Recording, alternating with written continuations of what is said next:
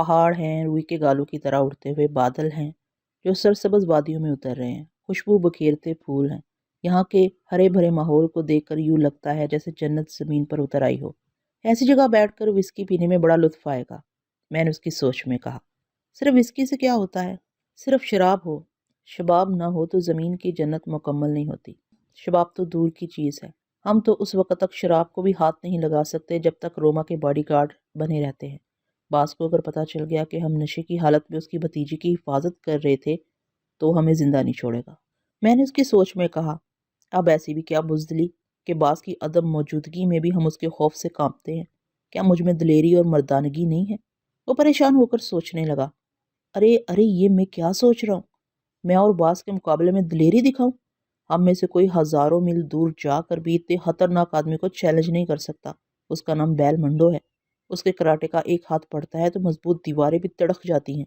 मैं बहुत देर तक इस बॉडीगार्ड के ज़हन को कुरेदता रहा, मगर पता चला कि वो सब बैल मंडो से बहुत ज्यादा खौफजदा रहते हैं।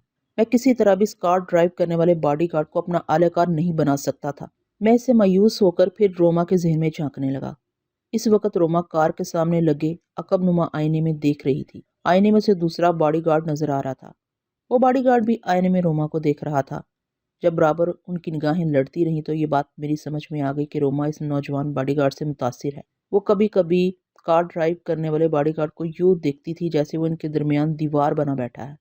मैंने रोमा की सोच में कहा, क्या मैं इस दीवार को थोड़ी देर के लिए हटा नहीं सकती? उसकी सोच ने कहा, हाँ, मैं वसीम को दूर ही दूर से देखती हूँ। इससे बात करने को बहुत जी चाहता है, मगर अंकल कहते हैं कि मुलाजमों से गैर जरूरी बातें नहीं करनी चाहिए। फिर मैं बात किससे करूंगी? अंकल की नज़रों में तो सभी हकीर होते हैं। मैं ऐसी पाबंदी में रहकर बेजार हो गई हूँ। मेरा बहुत जी चाहता है कि किसी से खुलकर बातें करूं और किसी के हाथों में हाथ देकर दूर सब्जाजारों में दौड़ती फिरूं। मैंने उसकी सोच में कहा, यहाँ आसपास कितने खूबसूरत मनाजर हैं। सपनों में ऐसे ही मनाजर दिखाई देते हैं। ऐसी ही जगह कोई शहजादा आता है और बड़ी मोहब्बत से मेरे इस हाथ को थाम लेता है, जिसे थामने का तसव्वुर कोई नौजवान नहीं कर सकता। इससे पहले ही वो अंकल के खौफ से थर थर कांपने लगता है। मुझे यूं लगता है कि वसीम मेरे ख्वाबों का शहजादा है। मुझे ड्राइवर से कहना चाहिए कि गाड़ी यहाँ रोक दे। मैं वसीम के साथ जरा दूर तक हरियाली में पैदल चलूंगी। आखिर ये मेरा ड्राइवर है, मेरा बॉडीगार्ड है, मेरा मुलाजिम है। मेरी बात क्यों नहीं मानेगा? मेरे इश्तियाल दिलाते ही रोमा ने उसे गाड़ी रोकने के लिए कहा। उसने सड़क के किनारे गाड़ी रोकते हुए पूछा, क्या बात है बेबी? रोमा ने जवाब दिया, मुझे ये मंजर बहुत अच्छा लग रहा है। मैं नीचे जरा ढलान में उतर कर जाऊंगी। वसीम मेरे साथ आओ। ये कहते हुए वो कार का दरवाजा खोलकर बाहर आ गई। ड्राइवर ने भी कार से बाहर निकलते हुए कहा, बेबी हमें देर हो रही है। बास ने मुझसे कहा था कि मैं 5 बजे से पहले तुम्हें वापस ले आऊं। मैं अंकल से कह दूंगी कि तुम मेरी वजह से वक्त पर ना पहुंच सके। वसीम मेरा हाथ पकड़ो, मुझे नीचे उतरते हुए डर लगता है। रोमा ने अपना हाथ वसीम की तरफ बढ़ा दिया। वसीम ने झिझकते हुए दूसरे बॉडीगार्ड की तरफ देखा। बॉडीगार्ड उसे घूर कर देख रहा था, खामोश निगाहों से उसे समझा रहा था कि उसे बास की लाडी भतीजी के इतने करीब नहीं जाना चाहिए। दूसरी तरफ रोमा के बड़े हुए हाथ को कबूल न करने से भी इस पर मुसीबत आ जाती। वो अपनी तौहीन बर्दाश्त न कर सकती। अगर वो यहाँ से उदास होकर जाती तो बैल मंडो इसकी मरम्मत कर देता। इसलिए वो दोनों ही तरफ से मुसीबत थी। लेकिन रोमा की तरफ से जो मुसीबत थी, इसमें जज्बाती दिलचस्पियां थी। इसलिए वो रोमा का हाथ थाम कर आहिस्ता आहिस्ता नशेब की तरफ जाने लगा। मैंने चाय की प्याली खाली की, उसके पैसे अदा किए, फिर तेजी से चलता हुआ होटल के बाहर आया। वो तीनों जिस मुकाम पर थे मैं वहां जल्द से जल्द पहुंचना चाहता था। करीब ही पेट्रोल पंप पर एक कार खड़ी हुई थी। कार का मालिक पेट्रोल के पैसे अदा कर रहा था। मैंने इसके ख्यालात से पता चलाया कि वो मरी की तरफ जा रहा है। ये मालूम करने के बाद मैंने इसे लिफ्ट मांगी। पहले तो उसने लिफ्ट देने से इनकार किया, लेकिन वो मेरी सलाहियतों के सामने इनकार पर कायम न रह सका। मैंने सोच के जरिए उसे कायल कर दिया कि मुझे लिफ्ट मिलनी चाहिए। मैं इसकी कार में बैठकर मरी की इसी सड़क पर वापस जाने लगा जहां इन तीनों से मुलाकात हो सकती थी। रास्ते में मैं फिर दिमाग की स्क्रीन पर इन्हें देख रहा था। रोमा वसीम के हाथ में अपना हाथ दिए बहुत दूर नशे में उतरती जा रही थी। बॉडीगार्ड ड्राइवर इनसे कुछ पीछे फासले से आ रहा था। रोमा ने पलट कर कहा, तुम हमारे पीछे क्यों आ रहे हो? जाओ वहाँ कार के पास जाकर हमारा इंतजार करो, हम थोड़ी देर के बाद वापस आ जाएंगे। सॉरी बेबी, मैं तुम्हें तनहा नहीं छोड़ सकता। वो झिल्लाकर बोली, मैं तनहा नहीं हूँ, वसीम मेरे साथ है। क्या ये मेरा बॉडीगार्ड नहीं है? ये बॉडीगार्ड है, मगर बास की नज़रों में सबसे ज्यादा काबिल एतमाद मैं हूँ। वसीम ने कहा, टोनी क्या तुम ये कहना चाहते हो कि मैं काबिल एतमाद नहीं हूँ? क्या मैं बेबी को यहाँ से भगा कर ले जाऊंगा? टोनी ने हकारत से कहा, बेबी को भगा कर ले जाने के लिए बड़े दिल गुर्दे की जरूरत है। अगर आइंदा तुम्हारे मुंह से ऐसी बात निकली तो मैं तुम्हारा मुंह तोड़ दूंगा। میں نے وسیم کی سوچ میں کہا، میں اس ملک کا باشندہ ہوں اور ٹونی باز کا ہم وطن ہے۔ یہ متعصب لوگ مجھے صرف ایک معمولی ملازم اور ایک کمزور انسان سمجھتے ہیں۔ یہ میرا منہ توڑنا چاہتا ہے۔ میں چاہوں تو اس کا سر توڑ سکتا ہوں، مگر اس طرح کام بگڑ جائے گا۔ بیل منڈو میرا دشمن بن جائے گا اور روما بھی مجھ سے دور ہو جائے گی۔ روما نے بگڑ کر ٹونی سے کہا، ٹونی، میں وسیم پر بھروسہ کر رہی ہوں، تو تم اعتراض کرنے والے ہوتے کون ہو؟ ٹونی نے کہا، میں اپنا فرض پورا کر رہا ہوں۔ تم نہیں جانتی بیبی، باس اس ملک کے بدماشوں کو ملازم تو رکھ لیتے ہیں مگر ان پر اندھا اعتماد نہیں کرتے۔ ہم انہیں صرف دم ہلانے والے کتے سمجھتے ہیں۔ اس کی بات پوری ہوتے ہی وسیم نے ایک گھونسا اس کے منہ پر چڑھ دیا۔ اس ملک کے بدماش کتے ہیں یا شیر، یہ میں تمہیں ابھی بتاتا ہوں۔ یہ کہتے ہی اس نے ٹونی پر چھلانگ لگا دی۔ اس کی سوچ سے پتہ چلا کہ ٹونی کا ایک ہاتھ پڑتے ہی اس کی آنکھوں کے سامنے تارے ناچنے لگے تھے۔ اسی وقت ہماری کار اس مقام سے گزرنے لگی جہاں سڑک کے کنارے روما کی کار کھڑی ہوئی تھی۔ ذرا آگے بڑھ کر میں نے لفٹ دینے والے کا شکریہ ادا کیا اور اس کار سے اتر گیا۔ روما کی کار کے قریب آ کر میں نے دور نشیب کی طرف دیکھا۔ گھنے درختوں کی وجہ سے وہ نظر نہیں آ رہے تھے، مگر مجھے معلوم تھا وہ اسی طرف گئے ہیں۔ میں بھی اسی طرف چل پڑا۔ وہ مجھ سے بہت دور تھے، نظر میں نہیں آ رہے تھے۔ میں نشیب میں اترتے وقت کبھی کبھی دماغ کی اسکرین پر انہیں لڑتے دیکھ لیتا تھا۔ ٹونی واقعی بیل منڈو کا دستے راست تھا اور لڑنے کے فن سے خوب اچھی طرح واقف تھا۔ مجھے افسوس تھا میں وقت پر وسیم کی مدد کو نہ پہنچ سکا۔ اس سے پہلے ہی ٹونی نے لڑنے کے دوران اس کی گردن توڑ دی۔ روما کی عجیب حالت تھی، اسے وسیم کی موت کا افسوس بھی ہو رہا تھا اور وہ مطمئن بھی نظر آ رہی تھی۔ اس لڑکی کی پرورش خطرناک اور ناقابل شکست فائٹروں کے درمیان ہوئی تھی۔ وہ شکست کھا کر مرنے والے محبوب کا ماتم نہیں کر سکتی تھی۔ ٹونی نے وسیم کو زندگی سے ناک آؤٹ کرنے کے بعد روما سے کہا، بیبی، میں تمہارا ادنا خادم ہوں، تمہارے پاؤں بہت نازک ہیں، تمہارے راستے سے کانٹوں کو صاف کرنا میرا فرض ہے۔ میں نے یہ فرض ادا کر دیا ہے۔ کیا آپ ایک بزدل کی موت پر افسوس کریں گی؟ وہ جواب دینے کی بجائے خاموشی سے مڑ کر چلنے لگی، لیکن چند قدم چلنے کے بعد ہی ٹھٹک کر کھڑی ہو گئی۔ اس کی سوچ بتا رہی تھی کہ اس کے سامنے ایک قداور لم و شیم آدمی کھڑا ہے۔ وہ شعلہ نگاہوں سے ٹونی کو گھور رہا ہے۔ میں فوراً ہی ٹونی کے ذہن میں جھانکنے لگا تاکہ اس کے ذریعے دیو ہیکل اجنبی کو سمجھ سکوں۔ اس وقت وہ اجنبی اشاروں کی زبان میں ٹونی سے پوچھ رہا تھا کہ تم نے اس آدمی کی گردن کیوں توڑی ہے؟ اسے اشاروں سے بات کرتے دیکھ کر ٹونی چونک گیا۔ اس کے دماغ نے کہا، یہ تو گونگا معلوم ہوتا ہے، کہیں یہ فرحات تو نہیں ہے جسے باز تلاش کر رہا ہے۔ مجھے اس سے باتیں کر کے اصلیت معلوم کرنی چاہیے۔ ٹونی نے یہ سوچ کر اس دیو ہیکل اجنبی سے پوچھا، تم کون ہو اور ہمارے معاملات میں دخل کیوں دے رہے ہو؟ وہ دیو ہیکل اجنبی اسے سوالیہ نظروں سے یوں دیکھنے لگا جیسے اس کی بات سمجھ میں نہ آئی ہو۔ پھر اس نے اشارے سے بتایا کہ وہ گونگا اور بہرا ہے۔ اس کا اشارہ سمجھتے ہی ٹونی کے لبوں پر شیطانی مسکراہٹ آ گئی۔ اس نے طنزیہ انداز میں کہا، بیٹے فرحات، تم گونگے نہیں ہو مگر گونگے بن رہے ہو۔ باس کو تمہاری تلاش ہے، تم سیدھی طرح میرے ساتھ چلو ورنہ میں ٹھوکریں مارتا ہوا تمہیں وہاں تک لے جاؤں گا۔ میں اپنے باس کا ملازم بھی ہوں اور مارشل آرٹ میں اس کا شاگرد بھی۔ یہ دیکھو۔ اس نے اپنی جیکٹ اٹھا کر اپنی کمر سے بندھا ہوا بیلٹ دکھایا۔ اس کی کمر سے بلو بیلٹ بندھا ہوا تھا۔ میں درختوں کے جھنڈ کی طرف بڑھتا ہوا اس اجنبی کے متعلق سوچ رہا تھا کہ وہ کون ہے اور کہاں سے آیا ہے۔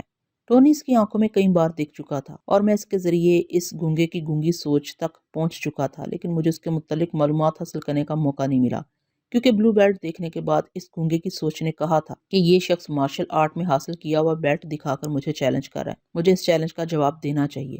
یہ سوچتے ہی اس نے گھوم کر ٹونی کو ایک ڈنکی کک ماری۔ ٹونی کے جبڑے ہل کر رہ گئے۔ وہ لڑکھڑا کر پیچھے گیا، پھر سنبھل کر حملہ کرنے کے لیے آگے بڑھا۔ وہ پنتیرے بدل کر کراٹے کے ہاتھ جمانا چاہتا تھا۔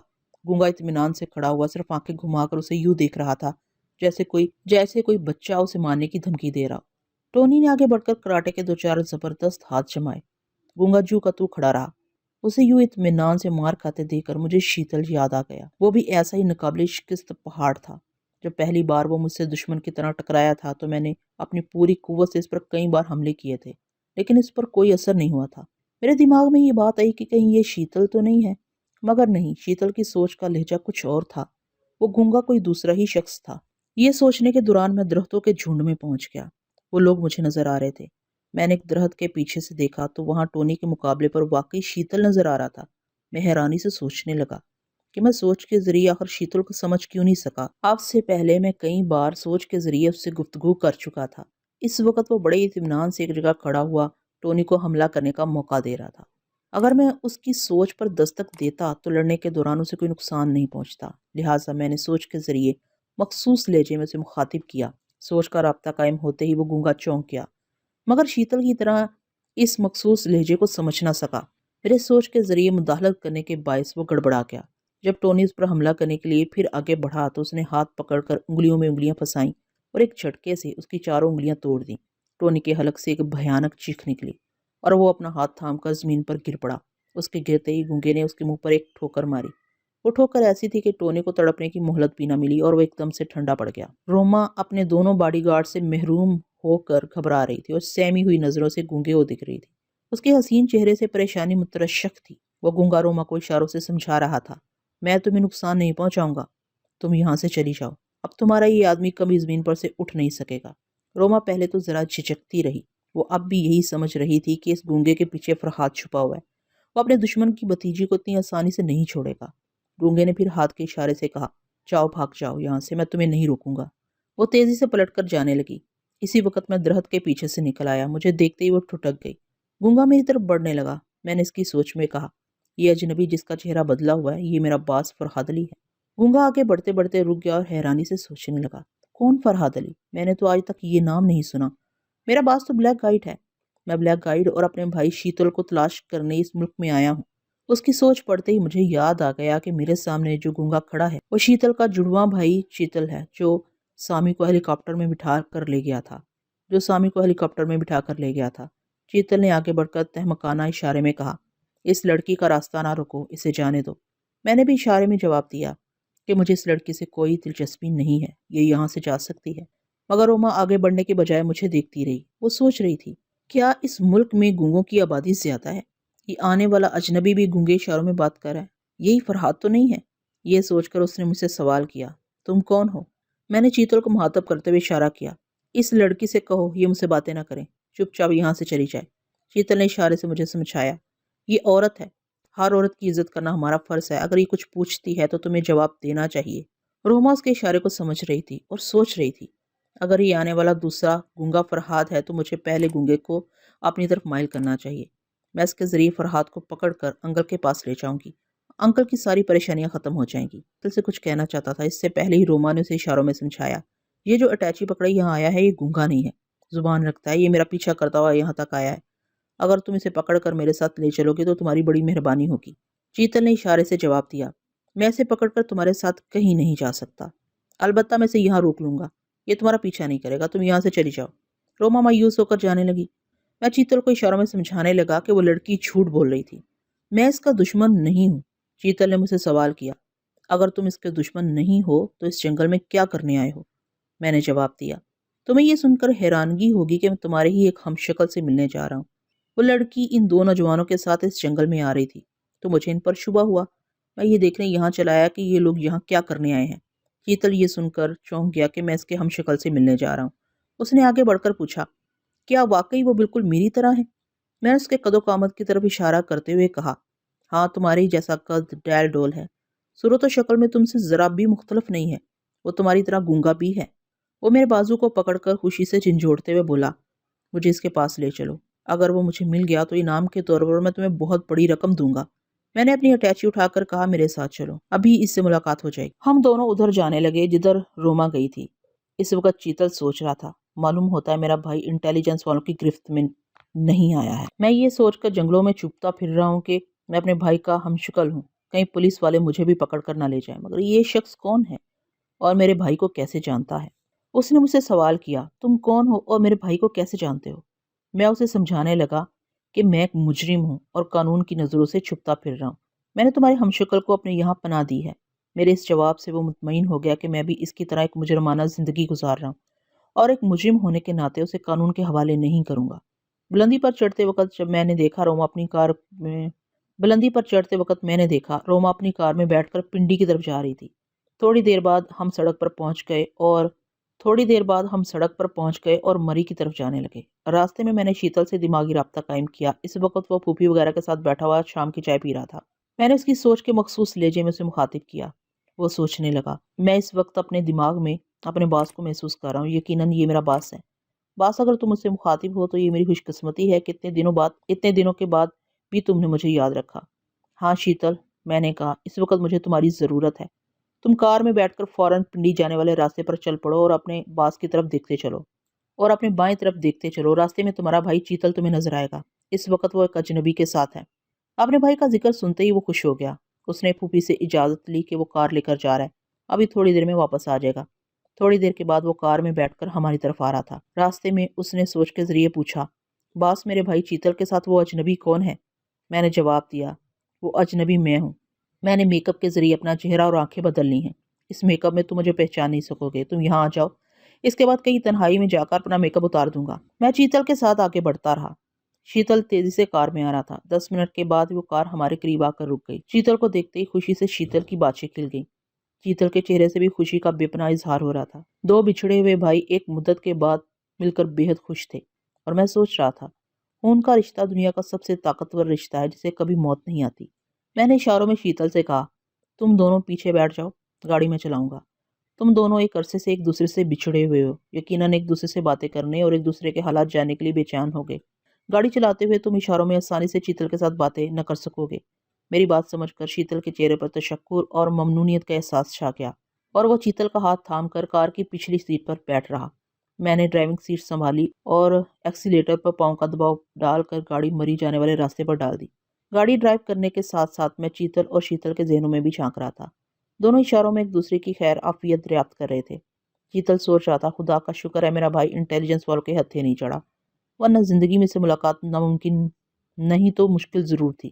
چند رسمی باتیں کرنے اور ایک دوسرے کی خیریت دریافت کرنے کے بعد شیتل نے اشارے کی زبان میں شیتل سے پوچھا، یہ اجنبی کون ہے اور آج کل تمہارا قیام کہاں ہے؟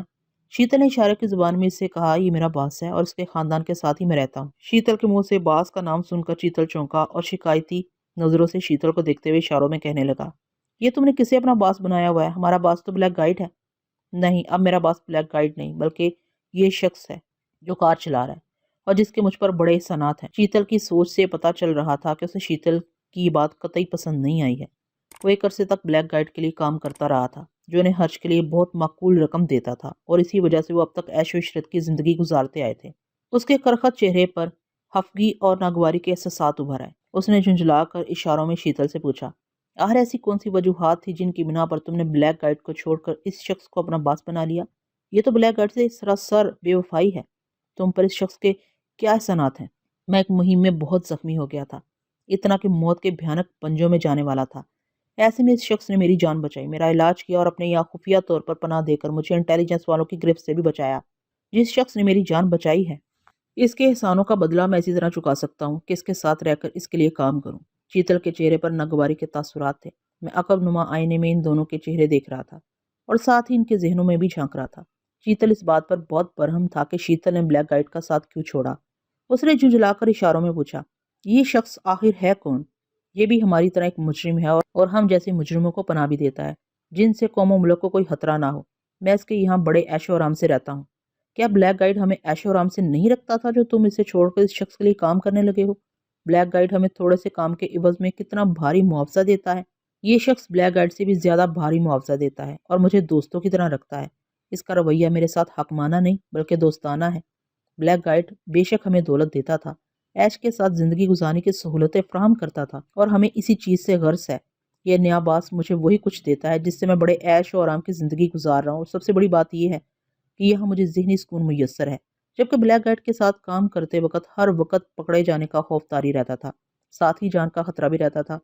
میری مانو تو تم بھی بلیک گائیڈ کو چھوڑ کر اس نئے باس کے پاس آ جاؤ۔ اس شخص کی ماتحتی میں مجھے کیا فائدہ مل جائے گا؟ شیتل کے چہرے پر اب تک خفگی کے آثار تھے۔ اسے اپنے بھائی کا اقدام قطعی پسند نہیں آیا تھا۔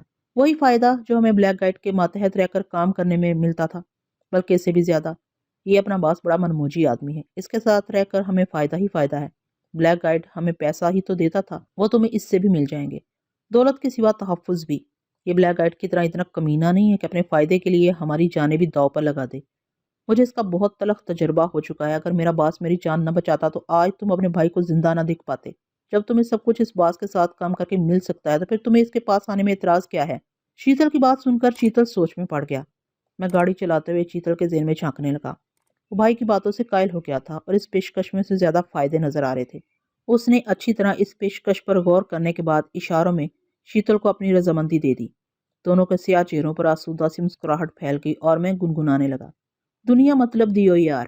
کار تیزی سے پنڈی کی طرف بھاگی جا رہی تھی اور میں سوچ رہا تھا، ان دو مضبوط پہاڑوں کے تعاون سے میں بیل منڈوں سے نپٹ سکتا ہوں، لیکن چیتل اور شیتل کو ساتھ لے کر بیل منڈوں سے ٹکرانے میں یہ خطرہ تھا کہ ماسٹر یوشے بیل منڈو کی سوچ کے ذریعے چیتل اور شیتل کے ذہنوں تک بھی پہنچ جاتا، اس لیے کہ کسی کے ذہن تک پہنچنے کے لیے زبان اور آنکھیں ہی سب سے بڑا واسطہ ہوتی ہیں۔ اس کے لیے میرے ذہن میں فوراً ہی یہ خیال آیا کہ میں اپنی طرح چیتل اور شیتل کی آنکھوں میں بھی لینس لگا دوں گا۔ آواز کے ذریعے ان تک پہنچنا ناممکن تھا، اس لیے کہ دونوں ہی گونگے تھے۔ میری گاڑی جس وقت مقررہ مقام پر پہنچی تو شام کے سرمئی اندھیرے دھیرے دھیرے پہاڑ کی چوٹیوں سے نیچے اتر رہے تھے اور شفق کی سرخی آسمان پر پھیلی پڑی تھی۔ اب کار کو کسی محفوظ جگہ پر کھڑا کرنے کا مسئلہ تھا۔ ڈاک بنگلہ بہت نشیب میں تھا، کسی گاڑی کا وہاں جانا ناممکن تھا۔ میری سمجھ میں نہیں آ رہا تھا کہ کیا کروں۔ اسی لمحے میں نے دیکھا ایک مقامی دیہاتی پیٹھ پر لکڑیاں لادے اسی طرف آ رہا تھا۔ وہ قریب آیا تو میں نے آواز دے کر اسے اپنے پاس بلایا۔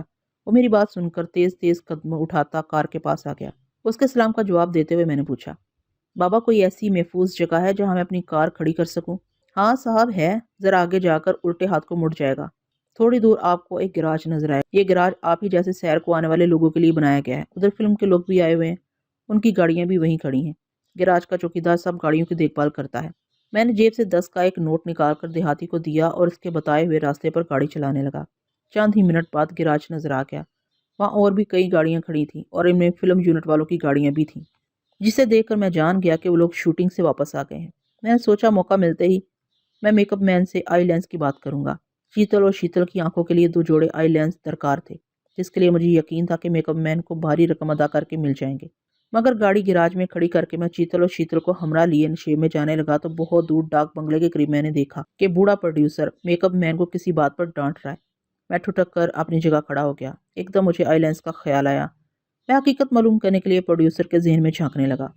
میرا خیال درست ثابت ہوا۔ پروڈیوسر میک اپ مین کو ڈانٹتے ہوئے کہہ رہا تھا، تمہاری لاپرواہی کی وجہ سے اتنا قیمتی آئی لینس غائب ہو گیا، میں اس کی قیمت تمہاری تنخواہ سے کاٹوں گا، یہی تمہاری سزا ہے۔ میک اپ مین نے سر جھکا کر کہا، آئندہ احتیاط رکھوں گا صاحب۔ نہیں، اب میں تم پر بھروسہ نہیں کر سکتا۔ اگر بقیہ آئی لینس بھی غائب ہو گئے تو ہم شوٹنگ کس طرح کر سکیں گے؟ لاؤ آئی لینس کا ڈبہ نکال کر مجھے دو۔ تم جیسے غیر ذمہ دار شخص کے پاس اتنی قیمتی اور اہم چیز چھوڑنا سراسر بے وقوفی ہے، گدھی کہیں گے۔ میک اپ مین نے آئی لینس کا ڈبہ اٹیچی سے نکال کر پروڈیوسر کے حوالے کر دیا۔ وہ بکتا چھکتا گالیاں دیتا ڈاک بنگلے کے اندر جانے لگا۔ میں نشیب کی طرف جاتے ہوئے فکر مندی سے سوچنے لگا کہ آئی لینس میرے لیے بہت اہم چیز ہے۔ اس کے بغیر میں چیتل اور شیتل کو بیل منڈو کے مقابل نہیں لے جا سکتا۔ اتنا بڑا خطرہ میں کسی صورت میں مول لینے کو تیار نہیں تھا۔ چلنے کے ساتھ ساتھ میں اس پہلو پر بھی غور کرتا جا رہا تھا کہ ایسی کیا صورت ہو سکتی ہے جس سے مجھے 2 جوڑے آئی لینس مل جائیں۔ ان کے بغیر گویا میرے ہاتھ پیر کٹ گئے تھے۔ اسی مسئلے میں الجھا میں اس درخت کے پاس پہنچ گیا جہاں میں نے دوپہر کو اطمینان سے بیٹھ کر میک اپ کیا تھا۔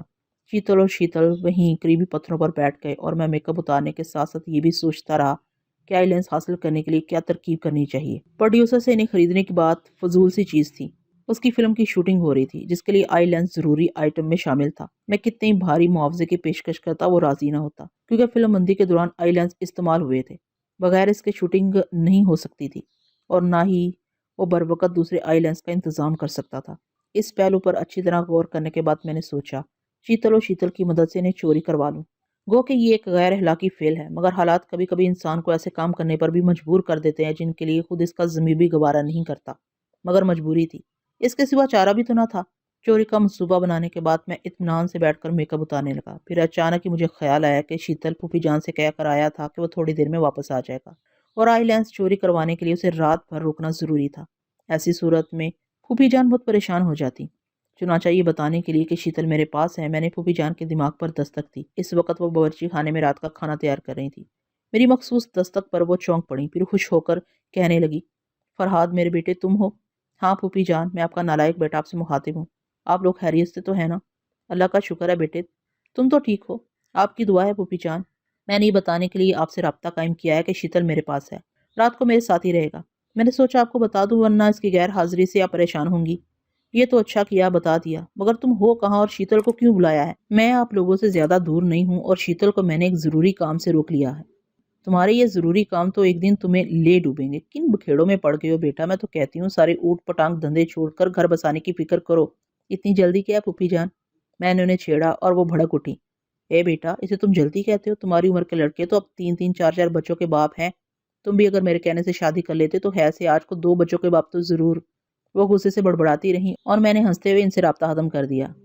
میں میک اپ اتار چکا تھا، تمام سامان میں نے اٹیچی میں رکھا اور اشارے سے شیتل اور چیتل کو قریب بلایا۔ شیتل مجھے اصلی روپ میں دیکھ کر مسکرا دیا اس کی مسکراہٹ کا جواب میں نے بھی مسکراہٹ سے دیا، پھر ان اشاروں کی زبان میں سمجھانے لگا کہ ایک آدمی کے پاس سے آئی لینس چوری کرنے ہیں۔ وہ آئی لینس اس آدمی کے پاس ہیں جو میری طرح ڈاک بنگلے میں ٹھہرا ہوا ہے۔ چوری 2:30 بجے رات کو کرنا تاکہ اس وقت تک سب گہری نیند سو رہے ہوں اور اپنے چہروں پر رومال کا نقاب ڈال لینا۔ انہیں سارا منصوبہ اچھی طرح سمجھانے کے بعد میں اٹیچی اٹھا کر کھڑا ہوا۔ چیتل اور شیتل دوبارہ اپنی جگہ پر چلے گئے اور اپنی مادری زبان یعنی اشاروں میں بات کرنے لگے۔ یہ دنیا کی سب سے نرالی مادری زبان ہے، یہ سوچ کر میں مسکرا دیا اور اٹیچی تھامے وہاں سے چل پڑا۔ سلونی شام کا نکھرا ہوا حسن چاروں طرف پھیل رہا تھا۔ میں قدم روک کر اپنے ارد گرد کے خوبصورت مناظر کو دیکھنے لگا۔ ہر طرف رعنائی تھی، حسن تھا، خاموشی تھی، نکھار تھا، اور ایسے سمے دنیا بے حد حسین نظر آ رہی تھی۔ اونچے اونچے بلندوں بالا پہاڑ، بڑے بڑے سبز پتوں والے تناور درخت، رنگ برنگے جنگلی پھول، اپنے اپنے بسیروں کی جانب پرواز کرتے پنکھ پکھیرو، یہ سب بے حد سحر انگیز چیزیں تھیں جو دل میں طمانینت پیدا کر رہی تھیں۔ ایک مقدس اور الوہی خوشبو میرے چاروں طرف پھیلی ہوئی تھی، اور میں جو ہر وقت ہنگاموں میں گھرا رہتا تھا، دیر تک ایک جگہ کھڑا فطرت کی رعنائی سے لطف اندوز ہوتا رہا۔ اچانک ہی میری نظر شاداب پر پڑی، جو اپنی چہیتی بھیڑ کو پتلی سی چھڑی سے ہانکتی اپنی جھونپڑی کی طرف جا رہی تھی۔ نہ جانے کس جذبے کے تحت بے اختیار ہو کر میں نے اسے آواز دی، شاداں۔ وہ میری آواز سن کر چونک کر پلٹی اور اونچے اونچے پتھروں پر بھاگتی آئی اور بے اختیار میرے کشادہ سینے سے لگ گئی۔ میرے دل کی دھڑکنیں بے ترتیب سی ہو گئی، رگوں میں دوڑتا خون تیزی سے گردش کرنے لگا۔ شاداں، میں نے جھک کر مدھم سی سرگوشی کی۔ اس نے میرے سینے سے سر اٹھا کر میرے چہرے کی طرف دیکھا۔ خوشی کا پرتو اس کے گلابی چہرے سے چھلک رہا تھا، اور مدھم سے اندھیرے میں وہ پلکیں چپکاتی ہوئی مجھے بے حد پیاری لگی۔ وہ میرے گالوں پر ہاتھ پھیرتے ہوئے شکوہ کرنے لگی، تم کہاں چلے گئے تھے بابو؟ میں تمام دن تمہیں ڈھونڈتی رہی، پر کیوں ڈھونڈ رہی تھی؟ پتہ نہیں، وہ شرمگی لہجے میں بولی اور کھلکھلا کر ہنس پڑی۔ دیر تک اس کی ہنسی کا جلترنگ پہاڑوں میں گونجتا رہا۔ کلی سے پھول بن کر وہ واقعی نکھر آئی تھی۔ شادہ تو بڑی اچھی ہے، میں نے خمار آلود لہجے میں سرگوشی کی۔ میری آواز فرتے جذبات سے لرزاں اور سرشار تھی، اس کی آنکھوں سے شرم کا گلابی پن چھلکنے لگا۔ وہ الجھی الجھی سانسوں کے درمیان کانپتی آواز میں دھیرے سے بولی، ایسا نہ کر بابو، مجھے پتہ نہیں کیا ہونے لگتا ہے۔ کیا ہونے لگتا ہے؟ میں نے شرارت سے مسکرا کر کہا، پتہ نہیں، یہ سب کیا تجھے اچھا نہیں لگتا؟ نہ، وہ ہنستی ہوئی خود کو چھڑا کر دور جا کر کھڑی ہوئی۔ اس کا یہ انداز کتنا دلکش تھا، اس انکار میں اقرار کے کتنے پہلو روشن تھے، میرے دل میں شمع سی جل اٹھی۔ میں نے مسکرا کر کہا، کل صبح تکیے کے نیچے روپے دیکھنے آئے گی نا؟ میری بات کی تہہ تک پہنچ کر شرم سے اس کے گلابی رخسار تمتما اٹھے۔ وہ مجھ سے کچھ نہ بولی اور اس بات میں سر ہلا کر ہنستی ہوئی شرما کر بھاگ گئی۔ اس کی ہنسی کا ترنم دیر تک فضا میں گونج، اور میں خوشی کے سرمدی جذبے سے سرشار دھیرے دھیرے قدم اٹھاتا ڈاک بنگلے کی طرف جانے لگا۔ میں ڈاک بنگلے میں پہنچا تو میرے بستر پر بوڑھا میک اپ مین پچھلی رات کی نیند پوری کر رہا تھا۔ میں نے اٹیچی میز پر رکھ دی اور ایزی چیئر پر بیٹھ کر سگریٹ سلگانے لگا۔ سگریٹ سلگانے کے بعد میں روما کے ذہن میں جھانکنے لگا۔ وہ ہوٹل انٹرکان کے اس کمرے میں پہنچ گئی تھی جہاں بیل منڈو کا قیام تھا۔ اس وقت اس کا انکل کمرے میں نہیں تھا اور وہ بے چینی سے اس کی واپسی کا انتظار کر رہی تھی۔ اس نے ایک ایسے فون نمبر پر اسے کال کیا جہاں اس کے ملنے کا امکان تھا، لیکن وہ ان نمبروں پر بھی نہیں ملا۔ وہ جھجلا کر ادھر سے ادھر ٹہلنے لگی۔ وہ اپنے انکل کو یہ بتانے کے لیے بے چین تھی کہ اس کا سامنا ایک کے بجائے 2 گونگوں سے ہوا تھا، اور ان میں سے ایک یقینی طور پر فرحاد تھا۔ وہ ٹہلنے کے دوران سگریٹ کے کش لگاتی جا رہی تھی۔ اسی وقت مجھے اس کے ذہن میں ماسٹر یوشے کی سوچ کا لہجہ سنائی دیا۔ اس نے روما کے ذہن پر دستک دیتے ہوئے کہا، ہلو بیبی، میں نے تمہاری پریشانی کو سمجھ لیا۔ مجھے بتاؤ کہ ان 2 گونگوں سے کہاں ملاقات ہوئی تھی؟ روما چند لمحوں تک ساکت کھڑی اپنے ذہن میں ابھرنے والی سوچ کو سمجھنے کی کوشش کرتی رہی۔ پھر اس نے پوچھا، کیا تم وہی شیطان ہو جو میرے انکل کو پریشان کرتا رہتا ہے؟ ہاں، میں وہی ہوں، مگر شیطان نہیں ہوں۔ مجھے ماسٹر کہو۔ تم جانتی ہو ماسٹر آقا کو کہتے ہیں۔ میں آقا ہوں اور تم سب میرے غلام اور کنیزے ہو۔ میرے حکم سے انکار کرنے کا نتیجہ کیا ہوتا ہے یہ تم دیکھ چکی ہو۔ میں تمہارے انکل کی طرح تمہیں بھی ذہنی اذیتوں میں مبتلا کر سکتا ہوں۔ تم حسین اور کمسن ہو، تمہاری طرح میری بھی ایک بیٹی ہے، اس لیے میں تمہیں پریشان نہیں کرنا چاہتا۔ تم ایک اچھی بچی کی طرح میری باتوں کا جواب دیتی رہو۔ روما بارہا اپنے انکل کو پاگل ہوتے دیکھ چکی تھی اور خود پاگل نہیں بننا چاہتی تھی۔ وہ خاموشی سے ایک کرسی پر بیٹھ گئی اور سوچ کے ذریعے سے بتانے لگی کہ کس طرح مری سے واپسی پر اس کے دونوں باڈی گارڈز آپس میں لڑ پڑے تھے۔ ایک باڈی گارڈ نے دوسرے کو ختم کر دیا، پھر ایک گونگے نے وہاں پہنچ کر دوسرے باڈی گارڈ کو ختم کر دیا۔ اس کے بعد پھر ایک گونگا کہیں سے آ پہنچا۔ روما نے خیال ظاہر کیا کہ بعد میں آنے والا گونگا فرحاد ہوگا۔ یہ پوری رپورٹ سننے کے بعد ماسٹر یوشے نے کہا، میں بھی تم بہت اچھی ہو۔ اس واقعے سے میرے خیال کی تصدیق ہو گئی ہے کہ فرحاد تم لوگوں سے زیادہ دور نہیں ہے، وہیں آس پاس کے قریبی علاقے میں کہیں چھپا ہوا ہے۔ اب تم آرام کرو، میں تمہارے انکل سے رابطہ قائم کرتا ہوں۔ ماسٹر یوشے نے اسے رابطہ ختم کر دیا، لیکن میں اس شیطان کی سوچ سے چپکا ہوا تھا۔ اگر میں اس کی سوچ میں مداخلت کرتا تو پکڑا جاتا، لیکن میں اس کے دماغ کے اندھیرے میں چپ چاپ کھڑا ہوا تھا۔ اس اندھیرے میں ایک ٹیلیپیتھی جاننے والا دوسرے ٹیلیپیتھی جاننے والے کو پکڑ نہیں سکتا۔ یہی وجہ ہے کہ وہ اب تک میری اصلیت کو نہیں سمجھ سکا تھا۔ ماسٹر یوشے اس وقت بیل منڈو کے ذہن تک پہنچ چکا تھا، اسے تمام واقعات بتا رہا تھا کہ کس طرح دو گونگے روما کے سامنے آ چکے تھے اور اس کے دونوں باڈی گارڈز کسی ویرانے میں مردہ پڑے ہیں۔ یہ سنتے ہی بیل منڈو بری طرح جھنجھلا گیا اور ماسٹر یوشے کو برا بھلا کہنے لگا کہ اس کی وجہ سے اس کے آدمی بھی مارے جا رہے ہیں اور اس کے سمگلنگ کے کاروبار کو نقصان پہنچ رہا ہے۔ ماسٹر یوشے نے کہا، یہ سب میری وجہ سے نہیں ہو رہا ہے، یہ تمہاری نالائکی ہے۔ فرحات تمہارے بالکل قریب ہے اور تم اسے پکڑنے میں ناکام ہوتے جا رہے ہو۔ اب تمہیں معلوم ہو چکا ہے کہ روما کو جہاں دو گونگے نظر آئے تھے وہاں صرف ایک ہی پہاڑی راستہ ہے۔ اسی راستے کے طرف جتنی چھوٹی بڑی آبادیاں ہیں وہاں اپنے تمام آدمی پھیلا دو۔ بولتی ہوئی آبادی میں بے زبان گونگے جلدی نظر آ جائیں گے۔ تم خواہ مخواہ جھنجھلاہٹ میں مبتلا ہو کر وقت کو ضائع نہ کرو، اس موقع سے فائدہ اٹھاؤ تو جلد ہی اس کے گریبان تک پہنچ جاؤ گے۔ بیل منڈو اس کی ہدایت کے مطابق اپنے ماتحتوں کو کال کرنے لگا تاکہ ان کے ساتھ خود بھی میری تلاش میں روانہ ہو جائے۔ میں بدستور ماسٹر یوشے کے ذہن سے چپکا ہوا تھا۔ یہ دیکھ کر مجھے بہت زیادہ خوشی ہوئی کہ وہ میری ہی وجہ سے بہت زیادہ پریشان ہے۔ وہ میرے ہی متعلق سوچ رہا تھا کہ آخر میں کس قسم کا انسان ہوں، اور انسان ہوں یا اس کی طرح شیطان ہوں۔ یقیناً وہ مجھے شیطان ہی سمجھ رہا تھا جو کئی دن سے اس نادیدہ شیطان کو جکڑ میں ڈالے ہوئے تھا۔ تھوڑی دیر کے بعد مجھے اس کے ذہن میں دوسری آواز سنائی دی۔ کوئی شخص اس کے سامنے آ کر اسے مخاطب کر رہا تھا۔ ماسٹر یوشے، فرحات کا کچھ پتہ چلا؟ میں ہر کب تک انتظار کرتا رہوں گا؟ ماسٹر یوشے کا جواب سنائی دیا۔ ماسٹر دانیال، آپ آج رات تک اور صبر کر لیں، مجھے یقین ہے صبح ہونے سے پہلے فرحات کی کھوپڑی میری گرفت میں آ جائے گی۔ تم روز یہی تسلی دیتے ہو۔ میرے دن رات کا سکون برباد ہو چکا ہے۔ میری جوان بیٹی کا قاتل آسانی سے گھوم رہا ہے۔ تم اس حقیقت کا اعتراف کیوں نہیں کرتے کہ ایک معمولی قاتل کے سامنے تمہاری ٹیلیپیتھی کی صلاحیتیں زنگ آلود ہو چکی ہیں؟ ماسٹر دانیال، اس دنیا میں جو سب سے بلند چیز ہے وہ انسانی دماغ ہے، اور میں ایسا آدمی ہوں کہ دنیا کے تمام دماغوں سے کھلونوں کی طرح کھیلتا ہوں، اور جو دماغ مجھے اتنے دنوں سے چکر دے رہا ہے اسے معمولی قاتل کہتے ہو؟ تم نہیں سمجھ سکتے کہ اس بہروپی فرحات سے الجھتے ہوئے مجھے کتنا مزہ آ رہا ہے۔ یہ درست ہے کہ ابھی تک اس کا پلہ بھاری ہے، مگر کب تک؟ آج میں بیل منڈو کو آخری موقع دے رہا ہوں۔ اگر وہ ناکام ہو گیا تو میں خود میدان عمل میں آؤں گا۔ مجھے ہیڈ کوارٹر چھوڑ کر کچھ دنوں کے لیے اس کے ملک میں جانا ہوگا۔ یہ بات میری سمجھ میں آ رہی ہے کہ وہ میرے کسی اعلی کار کے قابو میں نہیں آئے گا۔ اس نے اینجلا کے باپ ماسٹر دانیال کو مطمئن کر دیا کہ وہ اس کی بیٹی کے قاتل کو ضرور گرفتار کرے گا۔ میرے لیے ایک مصیبت کی پیشن گوئی ہو چکی تھی کہ بیل منڈو کی ناکامی کے بعد وہ خود میدان عمل میں آئے گا، یعنی کہ میری یہ خوش فہمی ختم ہو چکی تھی کہ اس کے سب سے خطرناک اعلی کار بیل منڈو کو ختم کرنے کے بعد کچھ عرصہ کے لیے پرسکون زندگی نصیب ہوگی۔ فی الحال مجھے بیل منڈو اس کے آدمیوں سے نمٹنا تھا۔ وہ مری اور پنڈی کے درمیان تمام علاقوں میں شکاری کتوں کی طرح مجھے سونگتے پھر رہے تھے، اور آج رات یا کل صبح تک کسی وقت وہ یہاں پہنچ سکتے تھے۔ مجھے جلد از جلد شیتل اور چیتل کو ان کے مقابلے کے لیے تیار کرنا تھا۔ اس وقت ڈاک بنگلے میں خاصی چہل پہل تھی۔ فلم یونٹ کے لوگ رات کا کھانا کھا رہے تھے۔ ڈائریکٹر اور پروڈیوسر ایک کمرے میں بیٹھے ہوئے شراب پی رہے تھے۔ ان کے ساتھ ہیروئن کا نام نہاد بھائی بھی پینے میں مصروف تھا۔ میں ان کی سوچ کے ذریعے یہ کوشش کرنے لگا کہ وہ زیادہ سے زیادہ پیتے رہیں اور نشے میں بالکل مدہوش ہو جائیں۔ اس وقت بوڑھا چوکیدار میرے لیے کھانا لے آیا تھا۔ میں کھانا کھانے کے دوران سوچنے لگا کہ اب شادہ سے ملاقات نہیں ہو سکے گی۔ میرا دل نہیں چاہتا تھا کہ اسے چھوڑ کر چلا جاؤں۔ ابھی جب وہ مجھ سے رخصت ہو کر گئی تھی تو اس کی آنکھوں سے پیاسی آرزوں کے کتنے رنگ جھلک رہے تھے۔ اس کی آنکھیں بہت کچھ کہہ رہی تھیں۔ تم کہاں چلے گئے تھے؟ میں پیاسی چڑیا کی طرح اپنی آشیانے سے تمہارے ڈاک بنگلے تک بھٹکتی پھر رہی تھی۔ صدیوں سے کوہر آلود بادل ان پہاڑوں کے اندر سمٹنے والی آگ کو نہ بجھا سکے، تم ایک رات میں کیسے بجھا سکتے ہو؟ رک جاؤ میرے مسافر، نہ جاؤ۔ میں اس کے بارے میں سوچ سوچ کر پریشان ہو رہا تھا۔ اسے چھوڑ کر جانے کو جی نہیں چاہتا تھا۔ میں نے دل کو پھر سمجھایا، پہلے کام پھر آرام۔ بیل منڈو سے نمٹنے کے بعد میں پھر شادہ سے ملوں گا۔ میں نے کھانا کھانے کے بعد بوڑھے چوکیدار سے کہا، بابا میرا کوئی ٹھیک نہیں ہے کہ میں کس وقت یہاں سے چلا جاؤں۔ میں پھر واپس آ سکتا ہوں، لیکن یقین سے نہیں کہہ سکتا کہ واپسی کب تک ہوگی۔ اگر جانے سے پہلے میں تمہارے کچھ کام آنا چاہوں تو کیا تم انکار کرو گے؟